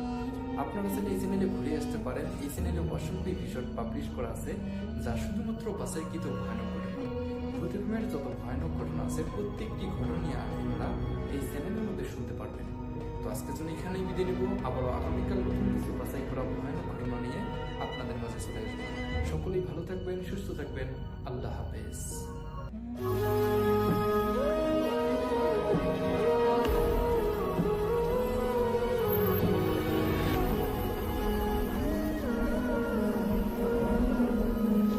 আসসালামু আলাইকুম প্রিয় লিসেনার্স, আশা করছি আপনারা সবাই ভালো আছেন এবং ভালো সাথেই আছেন। প্রতিদিনের মতো আবারও চলে আসলাম আপনাদের নতুন একটি গল্পে। তো আমাদের আজকের গল্পটির নাম দেওয়া আছে অভিশপ্ত দেওয়াল ঘড়ি। অমিত তার শহরের পুরনো বাড়িতে একা থাকত। এই বাড়িতে তার ঠাকুরদা মারা যাওয়ার আগে তাকে একটি বিশাল অ্যান্টিক দেওয়াল ঘড়ি উপহার দেওয়া হয়েছিল। ঘড়িটা দেখতে ছিল খুবই সুন্দর, কিন্তু তার ঘন্টা বাজানোটা ছিল অদ্ভুত। ঠিক মাঝরাতে ঘড়িটা যখন 12টা বাজতো তখন তার শব্দে এক গভীর শূন্যতা অনুভূতি হতো। একদিন রাতে অমিত তার কাজের জন্য জেগেছিল রাত 12টা পর্যন্ত। কাজ করতে করতে একটা সময় দেখতে পেল যে ঘড়িটি রাত ঠিক 12টা বাজে। ঘড়িটা টং কং করে বাজতে শুরু করলো। প্রথম 11টা ঘন্টা বাজলো স্বাভাবিকভাবে, কিন্তু যখন 12তম ঘন্টার আওয়াজ হলো তখন হঠাৎ করে চারপাশের সমস্ত শব্দ নিভে গেল। বৃষ্টির শব্দ, দূরে কুকুরের ডাক, এমনকি তার নিজের নিজস্ব যেন স্তব্ধ। ঘরটা 1 মিনিটের জন্য পুরো নীরব হয়ে গেল। অমিত ঘরের দিকে তাকালেন। তার কাঁটাগুলো স্থির, কিন্তু কাছের আড়ালে ঘন্টার ভাবলে কিছু একটা নড়ছে। কাটার দিকে নিচে এসে দেখতে পেল একটা আবছা মানুষের মুখ। মুখটা ভয়ে বিকৃত, যেন কাছের ভিতর থেকে চিৎকার করার চেষ্টা করছে। পরদিন অমিত লাইব্রেরিতে গিয়ে পুরনো রেকর্ড কাটল। সে জানতে পারল যে কারিগর এই ঘড়িটি তৈরি করেছিলেন তিনি ঘড়িটি শেষ করার ঠিক পরেই রহস্যজনকভাবে নিখোঁজ হয়ে যান। স্থানীয় লোকজনের বিশ্বাস ছিল কারিগর তার নিজের জীবনের একটা অংশ ওই ঘড়ির ভিতর ঢুকিয়ে দিয়েছেন। অমিত শাহের আরো গাঢ় হলো সে রাতের বেলা ঘড়িটাকে আরো মনোযোগ দিয়ে দেখতে লাগলো। রাত প্রায় 12টার সময় সে মুহূর্তে আবার এলো। সবকিছু স্তব্ধ, কেবল ঘড়িটার মধ্যে সেই অনুভূতি মুখটা। এবার অমিত সাহস করে ঘড়িটার কাছে গেল। সে লক্ষ্য করলো প্রতিবার যখন সে মুখ দেখা যায় তখন ঘড়ির ভিতরে পিতলের অংশগুলো যেন একটু একটু করে পাল্টে যাচ্ছে, যেন সময়ের সাথে নয় সেই মুখটার যন্ত্রণার সাথে ঘড়িটাকে পরিবর্তন করা হচ্ছে। একদিন সে ঘড়িটা খুলে ভিতরের অংশগুলো পরিষ্কার করার সিদ্ধান্ত নিল। রাতে 11টা বাজে 55 মিনিটে সে তৈল নিয়ে এসে ঘরের কাছে দাঁড়ালো। তার উদ্দেশ্য ছিল 12টা বাজার আগেই কাছের কেনাকাটা খুলে ফেলব। 11টা 58 যখন সে কাছের ঢাকনা তালা খুলতে যাচ্ছিল, ঠিক তখনই হঠাৎ করে জোরে বাজতে শুরু করলো, কিন্তু এলোমেলোভাবে। টং টং টং টং টং টং। ঘড়ির কাঁটা দ্রুত ঘুরতে শুরু করলো। কয়েক সেকেন্ডের মধ্যে সেটা রাত 12টা পার করে আবার রাত 11টার দিকে ফিরে গেল। ঠিক তখনই দেয়ালের উপরে টাঙানো ঘড়ির ভিতরে সেই মুখটা চিৎকার করে উঠল। কিন্তু সেই চিৎকার ছিল না, সেটা ছিল অমিতের নিজস্ব কণ্ঠস্বর। অমিত ভয়ে পিছনে এলো। সে দেখলো সে আবছা মুখটা এবার পুরোপুরি স্পষ্ট। সেটা ছিল তার নিজের মুখ, যা কয়েক মুহূর্তের জন্য ঘড়িটার ভিতরে আটকে গিয়েছিল। কিন্তু সে বুঝতে পারলো এই ঘড়ি সময়ের ভ্রম তৈরি করতে পারবে, আর যে কেউ এই রহস্য ভেদ করতে চায় আর একটা মুহূর্ত চিরতরে ঘড়ির ভিতরে বন্দি করে দেয়। রাত থেকে সেই অমিত আর কখনো 12টার সময় ঘড়ির দিকে তাকায়নি। সে ঘড়িটি ঢেকে রাখলো না, কারণ সে জানতো ঢাকা দিলেও তার ভিতরে জিনিসটা মুক্ত হবে না। আজও অমিতের ঘরের দেওয়ালের ঘড়িটা ঠিক মাঝখানে যখন 12টা বাজে তখন সবাই একটা দীর্ঘ নিঃশ্বাস অনুভব করলো। আর তারপরে শোনা যায় একটা চাপা গভীর মানুষের কণ্ঠস্বর, যা সময়ের কারাগারে চিরতরে আটকে গেছে। অবশ্যই মানে নির্বাচনী যেটাই করা হোক না কেন, সর্বপ্রথম হচ্ছে কুশল বিনিময় করা হবে। তো সব মিলে যে মানে আমাদের কি নাম সব কিছু ঠিকঠাক মনে করে দিয়ে ঠিক আছে। তো দর্শক, আমাদের আজকের এপিসোডটি ছিল পর্যন্তই, কারণ সবাই তো দর্শক শেষ করছি আমাদের আজকের এপিসোড। আশা করছি আমাদের আজকের এপিসোডটি আপনাদের কাছে ভালো লেগেছে।